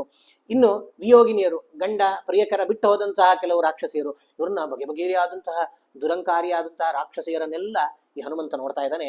ಇನ್ನು ರಾಕ್ಷಸ ಬಾಲಕರಿದ್ರಂತೆ. ಹೆಂಗೆ? ಕ್ರೀಡಿತಾನ್, ಕೆಲವೊಬ್ರು ಆಟ ಆಡ್ತಿದ್ರು. ಪೀಡಿತಾನ್, ಇನ್ನೊಬ್ರು ಕೆಲವೊಬ್ಬರಿಗೆ ಪೀಡೆ ಕೊಡ್ತಿದ್ರಂತೆ. ಅಂತ ಪೋತಾನ್ ಮುದಿತಾನ್ ರುದಿತಾನಪಿ, ಕೆಲವೊಬ್ರು ಖುಷಿಯಿಂದ ಇದ್ವು, ಕೆಲವು ಜೋರಾಗಿ ಅಳತಿದ್ವು. ಈ ರೀತಿ ಅಂಥ ಮಕ್ಕಳನ್ನ ಲಾಲಿತಾನ್, ಆ ತಾಯಿ ಬಂದು ಸಮಾಧಾನ ಪಡಿಸ್ತಾ ಇದ್ದಾಳಂತೆ. ಆ ತಾಯಿ ಸಮಾಧಾನ ಪಡಿಸಿದ್ರು ಸಮಾಧಾನಗೊಳ್ಳದೇ ಇದ್ದಾಗ ಭರ್ತ್ಸಿತಾನ್, ಚೆನ್ನಾಗಿ ಬೈತಾ ಇರುವಂತಹ ಅನೇಕ ಚಿಕ್ಕ ರಾಕ್ಷಸ ಕೂಸುಗಳನ್ನ ಹನುಮಂತ ನೋಡಿದ. ನೋಡಿ ಇನ್ನು ಕೆಲವೊಬ್ಬರನ್ನ ನೋಡಿದಂತೆ. ಅಲ್ಲಿಯ ಸೈನಿಕರು, ರಾಕ್ಷಸ ಸೈನಿಕರು, ಅವ್ರು ಹೆಂಗಿದ್ರು ಅಂತಂದ್ರೆ ರಾತ್ರಿ ಹೊತ್ತು ನಿದ್ದೆಗಿದ್ದೆ ಏನಿಲ್ಲಂತೆ, ಪ್ರಾಕ್ಟೀಸ್ ಏನಿದ್ರು. ಚತುರಂಗಂ ತು ಕಾಮಂನೋ ಯುದ್ಧಂ ಸ್ಯಾದಿತಿ ಗರ್ಜಿತಂ. ಈ ಚತುರಂಗ ಬಲದೊಟ್ಟಿಗೆ ನಮಗೆ ಯಾವಾಗ ಯುದ್ಧ ಆಗ್ತಾ ಇದೆ ಅಂತ ನಾವು ಕಾಯ್ತಾ ಇದ್ದೀವಿ ನಾವು ಅಂತ. ಅಂದ್ರೆ ಯುದ್ಧ ಮಾಡ್ಲಿಕ್ಕೆ ಅಷ್ಟು ಉತ್ಸುಕತೆ ಅವರಿಗೆ. ಯಾವಾಗ್ಲೂ ಪ್ರಾಕ್ಟೀಸ್ ಮಾಡಿಕೊಂಡು ಯಾವಾಗ ಯುದ್ಧ ಆದ್ರೂ, ಮಧ್ಯರಾತ್ರಿ ಯುದ್ಧಕ್ಕೆ ಕರೆದ್ರು ತಾವು ರೆಡಿ ಅನ್ನೋ ರೀತಿಯಲ್ಲಿ ತಾವು ಪ್ರಿಪರೇಷನ್ ಮಾಡ್ತಿರುವಂತಹ ಅನೇಕ ಮಂದಿ ರಾಕ್ಷಸರನ್ನ ಆ ಹನುಮಂತ ನೋಡ್ತಾ ಇದ್ದಾನೆ. ನೋಡಿ ಎಲ್ಲ ಕಡೆ ಸೀತೆಯನ್ನು ಹುಡುಕ್ತಾ ಇದ್ದಾನಂತೆ. ಸೀತೆ ಎಲ್ಲಿ ಸಿಗ್ತಾಳೆ ಇಲ್ಲಿದ್ದಾಳ ಅಂತ ಪ್ರತಿಯೊಂದು ಮನೆ ಕಿಟಿಕಿಯನ್ನ ಇಣುಕಿ ನೋಡ್ತಾ ಇದ್ದಾನಂತೆ. ಹೇಗೂ ಸಣ್ಣ ಈ ಬೆಕ್ಕಿನ ಆಕಾರದಲ್ಲಿದ್ದಾನೆ, ಯಾರು ಅವರನ್ನು ಗುರುತಿಸ್ಲಿಕ್ಕೆ ಆಗ್ತಾ ಇಲ್ಲ. ಅಷ್ಟಾಗಿ ಪ್ರಹಸ್ತ, ಆ ರಾವಣನ ಮಂತ್ರಿ ಪ್ರಹಸ್ತನ ಮನೆಗೆ ಹೋಗ್ತಾನೆ. ಕುಂಭಕರ್ಣನ ಮನೆಗೆ ಹೋಗಿ ಕುಂಭಕರ್ಣನನ್ನು ನೋಡ್ತಾನಂತೆ. ಅಲ್ಲೆಲ್ಲೂ ಕೂಡ ಸೀತೆ ಇಲ್ಲದೆ ಕೊನೆಗೆ ರಾವಣನ ಅಂತಃಪುರದೊಳಗೆ ಹೋಗ್ತಾನಂತೆ. ಹೋಗಿ ಅಲ್ಲಿ ನೋಡಿದರೆ ಆಶ್ಚರ್ಯವೋ ಆಶ್ಚರ್ಯ ಅವನಿಗೆ. ಯಾಕೆ? ಅನೇಕ ಶ್ರೇಷ್ಠವಾದಂತಹ ವಾಹನಗಳು, ಬಹಳಷ್ಟು ಕಾರ್ ಕಲೆಕ್ಷನ್ಸ್ ಇದ್ದು ರಾವಣನ ಹತ್ರ. ಆ ವಾಹನಗಳನ್ನು ನೋಡ್ತಾ ಇದ್ದಾನೆ. ಶ್ರೇಷ್ಠ ಸ್ತ್ರೀಯರು, ಅನೇಕ ಮಂದಿ ಸ್ತ್ರೀಯರಿದಾರಂತಲ್ಲಿ. ಅನೇಕ ವಸ್ತ್ರಗಳು, ರೇಷ್ಮೆ ವಸ್ತ್ರಗಳು, ಯಾವ್ಯಾವ ಕ್ವಾಲಿಟಿ ಬಟ್ಟೆಗಳು ಬರ್ತದೆ ಎಲ್ಲವೂ ನೋಡ್ತಾ ಇದ್ದಾನಂತೆ. ಭೂಷಣಗಳು, ರತ್ನಗಳು, ಆಶ್ಚರ್ಯ ರತ್ನೈ ಸರ್ವೈಶ್ಚ ಸಂಪೂರ್ಣಂ ಪುರಮೈಕ್ಷತ. ಈ ರೀತಿ ರತ್ನ, ಬಂಗಾರು, ವೈಡೂರ್ಯ ಇವುಗಳಿಂದ ತುಂಬಿದ ಆ ಅಂತಃಪುರವನ್ನ ಹನುಮಂತ ನೋಡ್ತಾ ಇದ್ದಾನಂತೆ. ಎಲ್ಲಿ ಏನು ನೋಡಿದ್ರು ಆಶ್ಚರ್ಯವೋ ಆಶ್ಚರ್ಯ. ಯಾಕೆ ಅಂತಂದ್ರೆ ಸಾಧಾರಣ ಅರ್ಧ ಯೋಜನದಷ್ಟು ದೊಡ್ಡ ಆ ರಾವಣನ ಭವನವೇ ಇತ್ತಂತೆ. ಅರ್ಧ ಯೋಜನ, ಒಂದು ಯೋಜನ ಅಂತಂದ್ರೆ ಸಾಧಾರಣ 12 ಮೈಲಿ ಅಂತ ಅಂದಾಜು ಪಡ್ತಾರೆ. ಅರ್ಧ ಯೋಜನ ಅಂದ್ರೆ 6 ಮೈಲಿ ಅಷ್ಟು ದೊಡ್ಡದು ಇವನ ಭವನ ಅಂತ, ಹನುಮಂತನ ಭವನ. ಆ ಭವನದ ಒಳಗೆ ಹೋದ್ರೆ ಅಲ್ಲಿ ಎಲ್ಲವೂ ಕೂಡ ಆಶ್ಚರ್ಯ. ಯಾವ್ದ್ಯಾವ್ದು ಅನರ್ಘ್ಯ ಪದಾರ್ಥಗಳು, ಅಪೂರ್ವವಾದ ಪದಾರ್ಥಗಳು ಅಂತ ಜಗತ್ತಿನಲ್ಲಿವೆಯೋ ಅವೆಲ್ಲವೂ ಕೂಡ ರಾವಣನ ಮನೆಯಲ್ಲಿದ್ವಂತೆ. ಯಾರತ್ರ ಆದ್ರೂ ಎಲ್ಲಿಯೂ ಇಲ್ಲದೇ ಇರೋ ವಸ್ತು ಇದೆ ಅಂತ ಗೊತ್ತಾದ್ರೆ ರಾವಣ ಹೋಗಿ ಅದನ್ನ ಕದ್ಕೊಂಡು ಅಥವಾ ಅವರನ್ನು ಹೊಡೆದಾದ್ರೂ ತಗೊಂಡು ಬರುವನಂತೆ. ಹಾಗಾಗಿ ಅಪೂರ್ವವಾದ ಅನರ್ಘ್ಯವಾದ ವಸ್ತುಗಳು ಆ ರಾವಣನ ಭವನದಲ್ಲಿತ್ತು. ದೀಪ್ತಂ ವಿಮಾನಮಾಚಷ್ಟೇ ಸಜ್ಜೋತಿರಿವ ತೇಜಸಿ. ಇಷ್ಟಾಗಿ ಅಲ್ಲಿ ದೀಪ್ತವಾದಂತಹ, ಹೇಗೆ ಆಕಾಶದಲ್ಲಿ ಆಕಾಶ ನೋಡ್ಬೇಕಾದ್ರೆ ಸೂರ್ಯ ಕಾಣ್ತಾನೋ ಅದೇ ರೀತಿ ಆ ಅಂತಃಪುರ ನೋಡಿದ ಕೂಡಲೇ ಕಾಣುವಂಥದ್ದು ಆ ರಾವಣನ ಪುಷ್ಪಕ ವಿಮಾನ. ಆ ಪುಷ್ಪಕ ವಿಮಾನವನ್ನ ಹನುಮಂತ ನೋಡ್ತಾ ಇದ್ದಾನೆ. ಆ ಪುಷ್ಪಕ ವಿಮಾನ ಮಣಿ ಮಣಿಶ್ರೇಣಿ ಶ್ರಿಯ ಗೌರೆ ಪುಷ್ಪಕೆ ಪುರುಷರ್ಷಭ. ಅದಕ್ಕೆ ಬಹಳಷ್ಟು ಮಣಿಯಿಂದ ಪೋಣಿಸಿರುವಂತಹ ಅನೇಕ ರತ್ನ ಮಾಲೆಗಳಿಂದ ಅಲಂಕೃತವಾಗಿದೆ, ಅನೇಕ ವಜ್ರ ವೈಡೂರ್ಯದಿಂದ ಅಲಂಕೃತವಾದಂತಹ ಆ ಪುಷ್ಪಕ ವಿಮಾನ. ಆ ಪುಷ್ಪಕ ವಿಮಾನದ ಮಧ್ಯದಲ್ಲಿ ಈ ರಾವಣ ಮಲ್ಕೊಂಡಿದ್ದಾನಂತೆ. ಅಂದ್ರೆ ಆ ಪುಷ್ಪಕ ವಿಮಾನ ಅಂತಂದ್ರೆ ಬರೀ ವೆಹಿಕಲ್ ಅಷ್ಟೇ ಅಲ್ಲ, ಅದು ಎಲ್ಲ ರೀತಿ ಕೆಲಸಗಳನ್ನು ಅದರಲ್ಲಿ ಮಾಡಬಹುದಾಗಿತ್ತು. ಹಾಗಾಗಿ ಅಲ್ಲಿ ಮಲ್ಕೊಂಡಿದ್ದಾನೆ. ಯಾವ ರೀತಿ ಚಂದ್ರನನ್ನ ನೋಡಿದಾಗ ಚಂದ್ರನ ಮಧ್ಯದಲ್ಲಿ ಮೊಲ ಮಲಗಿದ ಹಾಗೆ ಕಾಣುತ್ತದೋ, ಮೊಲದ ಆಕಾರದ ಏನೊಂದು ಆಕೃತಿ ಕಾಣುತ್ತದೋ, ಅದೇ ರೀತಿ ಈ ಪುಷ್ಪಕ ವಿಮಾನ ಚಂದ್ರನಂತಿದ್ರೆ ಈ ಮೊಲದಂತೆ ಈ ರಾವಣ ಆ ಪುಷ್ಪಕ ವಿಮಾನದಲ್ಲಿ ಮಲಗಿದಾನೆ. ಅಂತಹ ರಾವಣನನ್ನ ಈ ಹನುಮಂತ ನೋಡ್ತಾ ಇದ್ದಾನಂತೆ. ಪರಿವಾರ್ಯ ಪತಿಂ ವೀರಂ ಶಯಾನಂ ಶಯನೋತ್ತಮೆ ಸಹಸ್ರಂ ವರನಾರೀಣಾಂ ತತ್ರ ಸರ್ವಾಂಗ ಸುಂದರಂ. ಇಷ್ಟಾಗಿ ಅವನೊಬ್ಬರೇ ಮಲಗಿಲ್ಲಂತೆ, ಸಾವಿರಾರು ಜನರು ಅಲ್ಲಿ ಮಲಗಿದಾರಂತೆ. ಆ ರಾಕ್ಷಸಿಯರು, ರಾವಣನ ಅಂತಃಪುರ ವಾಸಿನಿಯರೆಲ್ಲ ಆ ರಾವಣನ ಹಿಂದೆ ಮುಂದೆ ಮೇಲೆ ಕೆಳಗಡೆ ಎಲ್ಲ ಕಡೆನೂ ಕೂಡ ಸುತ್ತುವರೆದು ಮಲಗಿದಾರಂತೆ. ಅಂಥ ಮಲಗಿದಾಗ ಕಾಂತ ರತಿ ಪರಿಶ್ರಾಂತಾ ಶೇರತೆ ಸ್ಮಾತಿ ನಿದ್ರಯ. ಎಲ್ಲರಿಗೂ ಕೂಡ ಘೋರ ನಿದ್ರೆ ಬಂದಿದಂತೆ. ಯಾಕೆ? ಅವರು ಚೆನ್ನಾಗಿ ಮತ್ತರಾಗಿ ಕುಡಿದು ಸ್ವಲ್ಪ ಮದ ಏರಿದೆ ಅಂತೆ. ರತಿಕ್ರೀಡೆ ಆಗಷ್ಟೇ ಮುಗಿಸಿದಾರಂತೆ. ಮುಗಿಸಿ ಸುಸ್ತಾಗಿ ಮದ ಏರಿದ ಭರದಿಂದ ತಾವೆಲ್ಲರೂ ಕೂಡ ವಿಕಾರವಾಗಿ ಮಲಗಿಬಿಟ್ಟಿದಾರಂತೆ. ಶಿಸ್ತಾಗಿ ಮಲಗುವುದು ಅಂತಿಲ್ಲ, ಕೆಲವೊಬ್ಬರು ಮಂಚದ ಕೆಳಗೆ, ಕೆಲವರು ಮಂಚದ ಕೆಳಗೆ, ಈ ರೀತಿ ಅಡಿಯಲ್ಲಿ ಎಲ್ಲ ಮಲಗಿಬಿಟ್ಟಿದಾರಂತೆ. ಇಂಥವರನ್ನ ಆ ಹನುಮಂತ ನೋಡಿದ. ಹನುಮಂತ ನೋಡಿ ಈ ಅಪೂರ್ವ ಕಾಂತಿ ಎಲ್ಲ ಸ್ತ್ರೀಯರ ನಡುವೆ ಈ ರಾವಣ ಕಾಣುತ್ತಿದ್ದಂತೆ. ಇದು ಹೇಗಿತ್ತಪ್ಪ ಅಂತಂದ್ರೆ, ಈ ರತ್ನಮಾಲೆ ಇರ್ತದೆ, ರತ್ನಮಾಲೆ ಅದಕ್ಕೆ ಮಧ್ಯದಲ್ಲಿ ಪದಕವಾಗಿ ನೀಲಮಣಿಯನ್ನು ಇಟ್ಟಿರ್ತೀವಿ. ಆ ರೀತಿ ಇಷ್ಟು ಸಾವಿರ ಸ್ತ್ರೀ ರತ್ನಗಳ ಮಧ್ಯದಲ್ಲಿ ಆ ರಾವಣ ನೀಲಮಣಿಯಂತೆ ಶೋಭಾಯಮಾನವಾಗಿ ಮಲಗಿದ್ದ. ಅಂಥ ಆ ರಾವಣನ ಅಂತಃಪುರದಲ್ಲಿ ಮಂಡೋದರಿ ಮಥಾ ಪಶ್ಯತ್ ಕಾಂತಾಂ ಅಂತಃಪುರೇಶ್ವರೀಂ. ಆ ರಾವಣನ ಪಕ್ಕದಲ್ಲಿ ಮಂಡೋದರಿಯನ್ನ ತಾನು ನೋಡಿದ. ನೋಡಿ ಅವನಿಗೆ ಭ್ರಾಂತಿ ಬಂತಂತೆ, ಇವಳು ಸೀತೆನೇ ಇರಬೇಕೋ ಏನೋ, ಯಾಕೆ ಇಂಥ ರೂಪ ಸೌಂದರ್ಯ ಲಾವಣ್ಯ ಎಲ್ಲ ಇವಳಲ್ಲಿ ಕಾಣ್ತಾ ಇದೆ, ಹಾಗಾಗಿ ಇವಳು ಸೀತೆ ಇರ್ಬೇಕೇನೋ ಅಂತ ಹೇಳಿ ಸಂಶಯ ಪಟ್ಟು ಒಂದ್ ಸರ್ತಿ ಅಂದ್ಕೊಂಡಂತೆ, ಅಬ್ಬಾ ಸೀತೆ ಸಿಕ್ಕಿ ಆಯ್ತು ಇನ್ನು ಅಂತ ಹೇಳಿ ಅಸ್ಫೋಟಯಾಮಾಸ ಚುಂಬ ಪುಚ್ಚಂ, ಜೋರಾಗಿ ಖುಷಿ ಅಲ್ಲಿ ವ್ಯಕ್ತಪಡಿಸಿದಂತೆ. ಈ ಕಪಿಗಳು ಖುಷಿ ವ್ಯಕ್ತಪಡಿಸೋದು ಹೆಂಗೆ ಅಂತಂದ್ರೆ, ಈ ಬಾಲಕ್ಕೆ ಒಂದು ಮುತ್ತು ಕೊಡೋದು ಅಂತ. ಬಾಲ ಹಿಡಿದು ಜೋರಾಗಿ ಮುತ್ತು ಕೊಟ್ಟ. ಯಾಕೆ? ನಾನು ಬಂದಿದ್ದೇ ಸೀತೆಯನ್ನು ಹುಡುಕ್ಲಿಕ್ಕೆ ಅಂತ, ಇಷ್ಟು ಅನಾಯಾಸವಾಗಿ ಸೀತೆ ಸಿಕ್ಕಿಬಿಟ್ಲು ಅಂತ ಹೇಳಿ. ನನಂದ ಚಿಕ್ರೀಡ ಜಗೌ ಜಗಾಮ ಸ್ತಂಭಾನರೋಹನ್ ನಿಪಪಾತ ಭೂಮೋ ನಿದರ್ಶಯನ್ ಸ್ವಾನ್ ಪ್ರಕೃತಿಂ ಕಪೀನಾಂ. ಇಷ್ಟಾಗಿ ದೊಡ್ಡ ಕಂಬವನ್ನು ಏರುವುದಂತೆ, ಅಲ್ಲಿಂದ ಮೇಲಿಂದ ಜಿಗಿದು ದಪ್ಪ ಅಂತ ಕೆಳಗೆ ಬೀಳೋದು. ಏನು ಖುಷಿಯನ್ನ ಅಭಿವ್ಯಕ್ತಿ ಪಡಿಸೋದು ಅಂತ. ಈ ಖುಷಿಯಾಗಿಬಿಡ್ತದೆ ಎಲ್ಲ. ಈ ಸೀತೆಯನ್ನು ಹುಡುಕಿ ಆಯ್ತು, ನಾನು ಬಂದ ಕೆಲಸ ಮುಗೀತು ಅಂತ ಹೇಳಿ ಖುಷಿ ಪಡ್ತಾನಂತೆ. ಆಮೇಲೆ ಮತ್ತೆ ಆಲೋಚನೆಗೆ ತೊಡಗಿ ಬಿಡ್ತಾನಂತೆ, ಅಲ್ಲ ಇಲ್ಲಿ ರಾವಣನ ಪಕ್ಕದಲ್ಲಿ ಸೀತೆ ಮಲಗಲಿಕ್ಕೆ ಸಾಧ್ಯನಾ? ನರಾಮೇಣ ವಿಯುಕ್ತಾಸ ಸ್ವಪ್ತುಮರ್ಹತಿ ಭಾಮಿನಿ ನಭೋಕ್ತುಂ ನಾಪ್ಯಲಂಕರ್ತುಂ ನಪಾನಂ ಉಪಸೇವಿತುಂ. ಇದು ಸೀತೆ ಆಗ್ಲಿಕ್ಕೆ ಸಾಧ್ಯ ಇಲ್ಲ. ಯಾಕೆ? ರಾಮನಿಂದ ವಿಯುಕ್ತಳಾದಂತಹ ಸೀತೆ ಮಲಗ್ಲಿಕ್ಕಾದ್ರೂ ಸಾಧ್ಯನಾ? ಯಾಕೆ? ಆ ವಿಯೋಗದ ದುಃಖ ಅವಳನ್ನ ಮಲಗ್ಲಿಕ್ಕೆ ಬಿಡುವುದಿಲ್ಲ. ಮಲಗ್ಲಿಕ್ಕೆ ಸಾಧ್ಯ ಇಲ್ಲ ಅಂತಂದ್ಮೇಲೆ ಭೋಜನ ಊಟ ಎಲ್ಲಿ ಪಾಪ ಅವಳು? ನಾಪ್ಯಲಂಕರ್ತುಂ, ಈ ಹೆಣ್ಮಗಳು ಪಾಪ ಚೆನ್ನಾಗಿ ಅಲಂಕಾರ ಎಲ್ಲ ಮಾಡ್ಕೊಂಡಿದ್ದಾಳೆ. ಹಾಗಾದ್ರೆ ಅಲಂಕಾರ ಅಂತೂ ಸರ್ವಥಾ ಮಾಡ್ಕೊಳ್ಳಿಕ್ಕಿಲ್ಲ. ಹಾಗಾದ್ರೆ ನನಗೆ ಯಾಕೋ ಭ್ರಾಂತಿ ಬಂದಿದೆ, ಇದು ತಪ್ಪು, ಇದು ಸೀತೆ ಅಲ್ಲ ಅಂತ ಹೇಳಿ ತಾನೇ ನಿಶ್ಚಯ ಮಾಡ್ಕೊಂಡಂತೆ. ಹಾಗಾದ್ರೆ ಇಷ್ಟೊತ್ತು ನಾನು ಸಂತೋಷ ಪಟ್ಟಿದ್ದು ವೇಸ್ಟ್ ಆಯ್ತು, ಇದು ಸೀತೆ ಅಲ್ಲ, ಸೀತೆ ನನಗೆ ಇನ್ನೂ ಸಿಕ್ಕಿಲ್ಲ ಅಂತ ಹೇಳಿ ಪಾಪ ತಾನು ಅಲ್ಲಿಂದ ಮತ್ತೆ ಹುಡುಕ್ಲಿಕ್ಕೆ ಹೋಗ್ತಾನಂತೆ. ಇನ್ನೊಂದು ಆ ಲಂಕೆಯನ್ನ ಮತ್ತೆ ಇನ್ ಯಾವ್ಯಾವ ರೂಮ್ಸ್ ಇದೆ ಅಂತ ಒಳಗೆ ಆಸ್ಥಾನವನ್ನೆಲ್ಲ ನೋಡ್ತಾ ಇದ್ದಾನಂತೆ. ಅಲ್ಲಿ ಒಂದು ಪಾನಗೃಹ ಅಂದ್ರೆ ಕುಡಿಲಿಕ್ಕೋಸ್ಕರ ಇರುವಂತಹ ಮನೆ. ಅಲ್ಲಿಗೆ ಹೋಗ್ತಾನಂತೆ. ಅಲ್ಲಿಗೆ ಹೋದ್ರೆ ರಾಕ್ಷಸರು ಚಲ್ಲಾಪಿಲ್ಲಿಯಾಗಿ ಅರ್ಧಂಬರ್ಧ ಕುಡಿದು ತೇಲಾಡಿ ಅಲ್ಲಿ ಅರ್ಧ ಜನ ಬಿದ್ದು ಲೋಟೆಗಳೆಲ್ಲ ಬಿದ್ದು ಬಿಟ್ಟಿದೆ ಅಂತ. ಅದಕ್ಕೆ ಹೇಳ್ತಾರೆ, ಒಂದು ಆಕಾಶದಲ್ಲಿ ಅದಕ್ಕೆ ಉಪಮೇನೇ ಇಲ್ಲ ಅಂತ. ಉಪಮೆ ಕೊಡ್ಬೇಕು ಅಂತಂದ್ರೆ ಹೆಂಗೆ? ಆಕಾಶದಲ್ಲಿ ಒಬ್ಬ ಚಂದ್ರ ಅಷ್ಟೇ ನೋಡ್ಲಿಕ್ಕೆ ಸಿಗ್ತಾನೆ, ಅನೇಕ ಚಂದ್ರರು ಸಿಕ್ಕಿದ್ರು ಅಂತಂದ್ರೆ ಆ ರೀತಿ ಇತ್ತು ಇದು ಒಂದು ಆಕಾಶ. ಈ ಪಾನಗೃಹವನ್ನು ನೋಡಿದ್ರೆ ಅಲ್ಲಲ್ಲಿ ಬೆಳ್ಳಿಯ ಚಷಕಗಳು, ಲೋಟೆಗಳು ಅಂತ, ಅಂದ್ರೆ ಆ ಕುಡಿಲಿಕ್ಕೋಸ್ಕರ ಉಪಯೋಗಿಸುವಂತಹ ಲೋಟೆಗಳಿಂದ ಶೋಭಾಯಮಾನವಾಗಿ ಕಾಣ್ತಾ ಇತ್ತು. ಅಂತಹ ಅಂತಃಪುರವನ್ನ ಈ ಹನುಮಂತ ನೋಡಿದ. ಇಷ್ಟ ಆಗ್ತದೆ, ಹೊರಗೆ ಬರ್ತಾನೆ, ಎಲ್ಲ ಕಡೆ ಹುಡುಕ್ಲಿಕ್ಕೆ ಪ್ರಾರಂಭ ಮಾಡ್ತಾನೆ. ಗೃಹೋರ್ಧ್ವ ಗೃಹ ಸೌಧೇಶು ಪ್ರಕೋಷ್ಠೆ ವಲಭೀಷು ಚ ಚೈತ್ಯ ಚತ್ವರ ರಥ್ಯಾಸು ವಿಚಿಕ್ಯೆ ಛಲ ಜಾನಕೀಂ. ಆ ಸೀತಾಕೃತಿಯನ್ನ ಹನುಮಂತ ಎಲ್ಲ ಕಡೆ ಹುಡುಕ್ತಾ ಇದ್ದಾನಂತೆ. ಮನೆಗಳಿಗೆ ಹೋದ, ಮನೆಗಳಲ್ಲಿ ಹುಡುಕಿದ. ಮನೆಗಳ ಮೇಲೆ ಉಪ್ಪರಿಗೆಗಳು ಅಂತ ಇರ್ತದೆ, ಆ ಉಪ್ಪರಿಗೆಗಳಿಗೆ ಹೋದ, ಅಲ್ಲಿ ಹುಡುಕಿದ, ಅಲ್ಲಿಯೂ ಸಿಗ್ಲಿಲ್ಲ.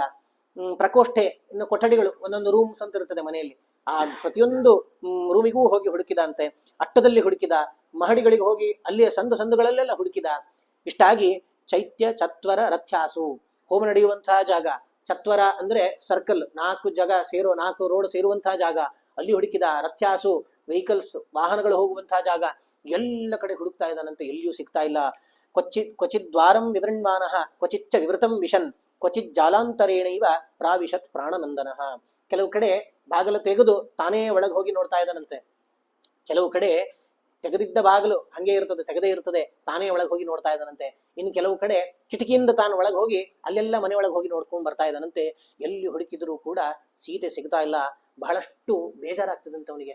ಯಾಕೆ, ನಾನು ಇಷ್ಟೆಲ್ಲ ದೊಡ್ಡ ದೊಡ್ಡ ಮಾತುಗಳನ್ನ ಆಡಿ ಬಂದಿದ್ದೇನೆ ಕಪಿಗಳ ಹತ್ರ, ನಾನೇನಾದ್ರೂ ಅಲ್ಲಿಗೆ ಹೋಗ್ಲಿಲ್ಲ, ಸೀತೆಯ ಸುದ್ದಿಯನ್ನು ತಗೊಂಡು ಹೋಗ್ಲಿಲ್ಲ ಅಂತಂದ್ರೆ ಕಪಿಗಳಿಗೆಲ್ಲ ಬಹಳ ಬೇಜಾರಾಗ್ತದೆ, ಎಲ್ಲರೂ ಪ್ರಾಣ ತ್ಯಾಗ ಮಾಡಿಬಿಡ್ತಾರೆ ಆಮೇಲೆ. ಹಾಗಾಗಿ ಸೀತೆಯನ್ನು ಅವಶ್ಯವಾಗಿ ಹುಡುಕ್ಬೇಕು ಅಂತ ಹೇಳಿ ಮತ್ತೆ ಎಲ್ಲೆಡೆ ಹುಡುಕ್ಲಿಕ್ಕೆ ಪ್ರಾರಂಭ ಮಾಡ್ತಾನೆ. ಆಮೇಲೆ ಅವನಿಗೆ ಸಂಶಯ ಬರ್ತದಂತೆ, ನಾನು ಎಂಥ ಕೆಲಸ ಮಾಡಿಬಿಟ್ಟೆ. ನಾವಸ್ತ್ರಾಹ ಸ್ತ್ರೀಯ ಈಕ್ಷೇತ ಬ್ರಹ್ಮಚಾರಿ ವಿಶೇಷತಃ ಇತಿ ಶಾಸ್ತ್ರಗತಿಂ ನಾಹಂ ಅದ್ರಾಕ್ಷಂ ಕಾರ್ಯಗೌರವಾತ್. ಒಬ್ಬ ನಗ್ನಳಾದಂತಹ, ವಿವಸ್ತ್ರಳಾದಂತಹ ಸ್ತ್ರೀಯನ್ನ ನೋಡಬಾರ್ದು, ಅದರಲ್ಲಿಯೂ ಒಬ್ಬ ಬ್ರಹ್ಮಚಾರಿ ಆದವನು ನೋಡಬಾರ್ದು ಅಂತ ಶಾಸ್ತ್ರ ಹೇಳ್ತದೆ. ನಾನು ಅಖಂಡ ಬ್ರಹ್ಮಚಾರ್ಯವನ್ನ ಪಾಲನೆ ಮಾಡ್ತಾ ನಾನು ಎಷ್ಟು ಸ್ತ್ರೀಯರನ್ನು ನೋಡಿಬಿಟ್ಟೆ. ಈಗ ಅದು ರಾಕ್ಷಸ ಸ್ತ್ರೀಯರು, ಹೇಗೋಗೋ ಯಾವ್ದಾವುದೋ ಅವಾಂತರ ಅವಸ್ಥೆಗಳಲ್ಲಿ ಇದಾರ ಅವರು, ಅಂಥವ್ರನ್ನ ನೋಡ್ಬಿಟ್ನಲ್ಲ, ಹಾಗಾದ್ರೆ ನನ್ನ ಬ್ರಹ್ಮಚರ್ಯ ಹೋಯ್ತೋ ಏನೋ ಅಂತ ಅಂದ್ಕೊಂಡು ಆಮೇಲೆ ಹೇಳ್ತಾನಂತೆ, ಕಾಮಂ ದೃಷ್ಟ್ವಾ ಮಯಾ ಸರ್ವ ವಿಶ್ವಸ್ತ ರಾವಣ ಸ್ತ್ರೀಯ ನತುಮೇ ಮನಸಾ ಕಿಂಚಿತ್ ವೈಕೃತ್ಯಂ ಉಪಪದ್ಯತೆ. ಯಾವುದನ್ನ ಎಷ್ಟು ನೋಡಿದರೂ ಮನಸ್ಸಲ್ಲಿ ವಿಕಾರ ಆಗ್ಲಿಲ್ಲ ಅಂತಾದ್ರೆ ಅದರಿಂದ ಬ್ರಹ್ಮಚರ್ಯ ನಾಶ ಆಗೋದಿಲ್ಲ. ಹಾಗಾದ್ರೆ ಮನ ಏವ ಮನುಷ್ಯಾಣಾಂ ಕಾರಣಂ, ಎಲ್ಲದಕ್ಕೂ ಕಾರಣ ಯಾವುದು? ಮನಸ್ಸು. ಇಂದ್ರಿಯಗಳಿಗೆ ಸಂಪರ್ಕ ಬಂದು ಅದು ಮನಸ್ಸಿಗೆ ಸಂಪರ್ಕ ಬರಲಿಲ್ಲ ಅಂತಂದ್ರೆ ಅಲ್ಲಿ ಅದರಿಂದ ಯಾವ ಆತಂಕವೂ ಕೂಡ ಪಡಬೇಕಾಗಿಲ್ಲ. ಹಾಗಾದ್ರೆ ಮನೋಹಿ ಹೇತು ಸರ್ವೇಶಾಂ ಇಂದ್ರಿಯಾಣಾಂ ಪ್ರವರ್ತನೆ. ಒಮ್ಮೆ ನೋಡಿ ಮನಸ್ಸು ಒಂದು ಸರ್ತಿ ಅಲ್ಲಿ ಹೋಯ್ತು ಅಂತಂದ್ರೆ ಮನಸ್ಸು ಮತ್ತೆ ಮತ್ತೆ ಬೇಕು ಅಂತ ಕೇಳ್ತದೆ. ಹಾಗಾದ್ರೆ ಮನಸ್ಸನ್ನ ಸರಿಯಾಗಿ ನಮ್ಮ ಹತೋಟಿಯಲ್ಲಿ ಇಟ್ಕೊಂಡು ನಾವು ನೋಡಿದ್ವಿ ಅಂತಂದ್ರೆ ಆಗ ಯಾವ ತೊಂದರೆಯೂ ಕೂಡ ಆಗೋದಿಲ್ಲ. ಹಾಗಾದ್ರೆ ನಾನು ಇಂದ್ರಿಯಗಳಿಂದ ನೋಡಿದನೇ ಹೊರತು ಮನಸ್ಸಿಂದ ನೋಡ್ಲಿಲ್ಲ. ಮನಸ್ಸಿಂದ ನೋಡದೇ ಇದ್ದಾಗ ಅದಕ್ಕೆ ಬರುವಂತಹ ಯಾವ ಪಾಪಗಳು ಕೂಡ ನಮಗೆ ಅಂಟೋದಿಲ್ಲ. ಹಾಗಾದ್ರೆ ನನ್ನ ಯಾವ ಬ್ರಹ್ಮಚರ್ಯವೂ ಕೂಡ ಹೋಗ್ಲಿಲ್ಲ ಅಂತ ಹೇಳಿ ತನ್ನ ಹುಡುಕುವ ಕಾರ್ಯವನ್ನ ತಾನು ಮುಂದುವರಿಸ್ತಾ ಇದ್ದಾನೆ. ಮುಂದುವರಿಸಿ ಎಲ್ಲಿ ನೋಡಿದ್ರು ಕೂಡ ಸೀತೆ ಸಿಗ್ತಾ ಇಲ್ಲ. ಪಾಪ ಹನುಮಂತನಿಗೆ ಬಹಳಷ್ಟು ಟೆನ್ಷನ್ ಆಗ್ತದೆ. ನಾನು ಎಲ್ಲಿಯೂ ಕಾಣ್ಲಿಲ್ಲ. ಈಗ ನಾನೇನಾದ್ರೂ ಕಪಿಗಳ ಮುಂದೆ ಹೋದ್ರೆ ಇವನು ಯಾವ ನಪುಂಸಕ ಇವನು ಅಂತ ಅನ್ಕೊಳ್ತಾರೆ. ಅಷ್ಟೆಲ್ಲ ಪ್ರತಿಜ್ಞೆ ಮಾಡಿದೆ ಅವ್ರ ಮುಂದೆ, ಹೋಗ್ತೇನೆ, ರಾವಣನ ಕರ್ಕೊಂಡ್ಬರ್ತೀನಿ, ಸ್ವರ್ಗಕ್ಕೆ ಹೋಗಿ ಬರ್ತೀನಿ, ಎಲ್ಲಾ ಕಡೆ ಹೋಗಿ ಬರ್ತೀನಿ ಅಂತ ಹೇಳಿ ಬರಿಗೈಯಲ್ಲಿ ಬಂದೆಲ್ಲಪ್ಪ. ನಾನು ಇಷ್ಟು ದೊಡ್ಡ ಸಮುದ್ರವನ್ನ ದಾಟಿದೆ. ಸಮುದ್ರವನ್ನ ದಾಟಿದಾಗ ಅಲ್ಲಿ ಮಧ್ಯದಲ್ಲಿ ಎಷ್ಟೆಲ್ಲಾ ಸಂಕಟಗಳನ್ನ ಪರಿಹಾರ ಮಾಡ್ಕೊಂಡೆ. ಮೈನಾಕನಿಗೆ ಸಂತೋಷ ಕೊಟ್ಟೆ. ಸುರಸೆ ಬಂದ್ಲು, ಆ ಸುರಸೆಗೆ ನಾನು ಬೇಕಾದ ಸತ್ಕಾರವನ್ನ ಮಾಡಿದೆ. ಸಿಂಹಿಕೆಯ ಹೊಟ್ಟೆಯನ್ನು ಸೀಳಿ ಬಂದೆ. ಲಂಕಿಣಿಯನ್ನ ಮುಷ್ಟಿಪ್ರಹಾರದಿಂದ ಗೆದ್ದೆ. ಇಷ್ಟೆಲ್ಲ ಗೆದ್ದೆ ಹೇಳ್ಕೊಳ್ಬೇಕಾದ್ರೆ ಮುಖ್ಯ ಹೋದ ಕೆಲಸ ಮಾಡಿದ್ಯಾ ಅಂತ ಕೇಳ್ತಾರೆ. ಹೋದ ಕೆಲಸವೇ ಆಗ್ಲಿಲ್ಲ ಅಂತಂದ್ರೆ ಇದಿಷ್ಟೆಲ್ಲ ಮಾಡಿ ಏನ್ ಬಂತು? ಹಾಗಾದ್ರೆ ಸೀತೆ ಸಿಗ್ಲೇ ಇಲ್ಲ ಅಂತ ರಾಮಚಂದ್ರನ ಮುಂದೆ ನಾನು ಹೋಗಿ ಹೇಗೆ ಹೇಳಲಿ? ಒಂದು ವೇಳೆ ರಾಮಚಂದ್ರನ ಮುಂದೆ ಹೆಂಗೆ ಹೇಳಿದಾಗ ರಾಮಚಂದ್ರ ಬದುಕಿರ್ತಾನ? ಯಾಕೆಂತಂದ್ರೆ ಸೀತೆ ಪ್ರಾಣಕಾಂತೆ, ಪ್ರಾಣಕ್ಕಿಂತಲೂ ಹೆಚ್ಚು ಪ್ರೀತಿಸಿದವನು ರಾಮಚಂದ್ರ. ಸೀತೆ ಇಲ್ಲ ಅಂತ ಆದ್ರೆ ರಾಮಚಂದ್ರ ಹೆಂಗ್ ಬದುಕಿರ್ತಾನೆ? ರಾಮಚಂದ್ರ ಬದುಕಲಿಲ್ಲ ಅಂತಂದ್ರೆ ರಾಮಚಂದ್ರನೇ ಪ್ರಾಣ ಅಂತ ಅನ್ಕೊಂಡಿರುವ ಲಕ್ಷ್ಮಣ ಬದುಕಿರ್ತಾನ? ರಾಮ ಲಕ್ಷ್ಮಣ ಇಬ್ರು ಬರದೇ ಇದ್ರೆ ಅಗ್ನಿ ಪ್ರವೇಶ ಮಾಡ್ತೀನಿ ಅಂತ ಭರತ ಹೇಳಿದಾನೆ. ಭರತ ಹೆಂಗ್ ಬದುಕಿರ್ತಾನೆ? ಈ ರೀತಿ ಇಡೀ ಸೂರ್ಯವಂಶವೇ ನಾಶಿಯಾಗಿ ಹೋಗ್ತದೆ ನನ್ನಿಂದ ಅಂತ ಹೇಳಿ ಬಹಳಷ್ಟು ದೂರಾಲೋಚನೆ ಮಾಡಿ ಏನ್ ಮಾಡೋದು? ನಾನು ಒಂದು ಕೆಲಸ ಮಾಡ್ತೀನಿ, ಈ ರಾವಣನನ್ನ ಕಟ್ಕೊಂಡು ಒಯ್ದು ಬಿಡ್ತೇನೆ ಇಲ್ಲಿಗೆ, ಇಲ್ಲ ರಾವಣನ ಕೊಂದೇ ಹೋಗ್ಬಿಡ್ತೇನೆ. ರಾವಣ ತಗೊಂಡು ಹೋಗಿದ್ದಂತೂ ಕನ್ಫರ್ಮ್ ಅಲ್ಲ, ಹಾಗಾಗಿ ರಾವಣನ್ನೇ ಕೊಂದು ಹೋಗ್ತೇನೆ ನಾನು ಅಂತೆಲ್ಲ ಏನೇನೋ ಆಲೋಚನೆ ಮಾಡಿದಂತೆ. ಮಾಡಿ ಕೊನೆಗೆ ಇರ್ಲಿ, ಇನ್ನೊಂದು ಸ್ವಲ್ಪ ಹುಡುಕ್ತೇನೆ ನಾನು, ಏನಾಗ್ತದೆ ನೋಡೋಣ ಅಂತ ತಾಳ್ಮೆ ತಂದ್ಕೊಂಡು ತಾನು ಅಲ್ಲಿದ್ದ ಅಶೋಕವನಕ್ಕೆ ಹೊರಡ್ತಾ ಇದ್ದಾನಂತೆ. ಆ ಅಶೋಕವನವನ್ನ ತಾನು ಒಳಗೆ ಹೊರಟಿದ್ದೇನೆ. ಆ ಅಶೋಕವನ ನಾವು ಹಿಂದೆ ನೋಡಿದ್ವಿ. ಶೋಕ ಬಹಳಷ್ಟು ಬೇಜಾರಾದಾಗ ಆ ರಾವಣ ಅಲ್ಲಿಗೆ ಹೋಗಿ ಬರ್ತಾ ಇದ್ದ, ಎಲ್ಲ ಶೋಕಗಳು ದೂರ ಹೋಗ್ತಿತ್ತು ಅಂತ. ಅಷ್ಟೇ ಅಲ್ಲ, ಈ ಅಶೋಕ ವೃಕ್ಷಗಳು ಎಲ್ಲಿ ಬಹಳ ಇರ್ತದಲ್ಲ ಅವುಗಳನ್ನ ಕಾಮಜನಕ ಅಂತ. ಆ ಅಶೋಕ ವೃಕ್ಷಕ್ಕೆ ತಗುಲಿದ ಗಾಳಿ ಮನುಷ್ಯರಿಗೆ ತಗುಲಿದ್ರೆ ಅದರಿಂದ ಕಾಮ ಉಂಟಾಗ್ತದೆ ಅಂತ. ಸೀತೆಯನ್ನ ಅಲ್ಲಿ ಇರಿಸ್ಲಿಕ್ಕೂ ಅದೇ ಕಾರಣ.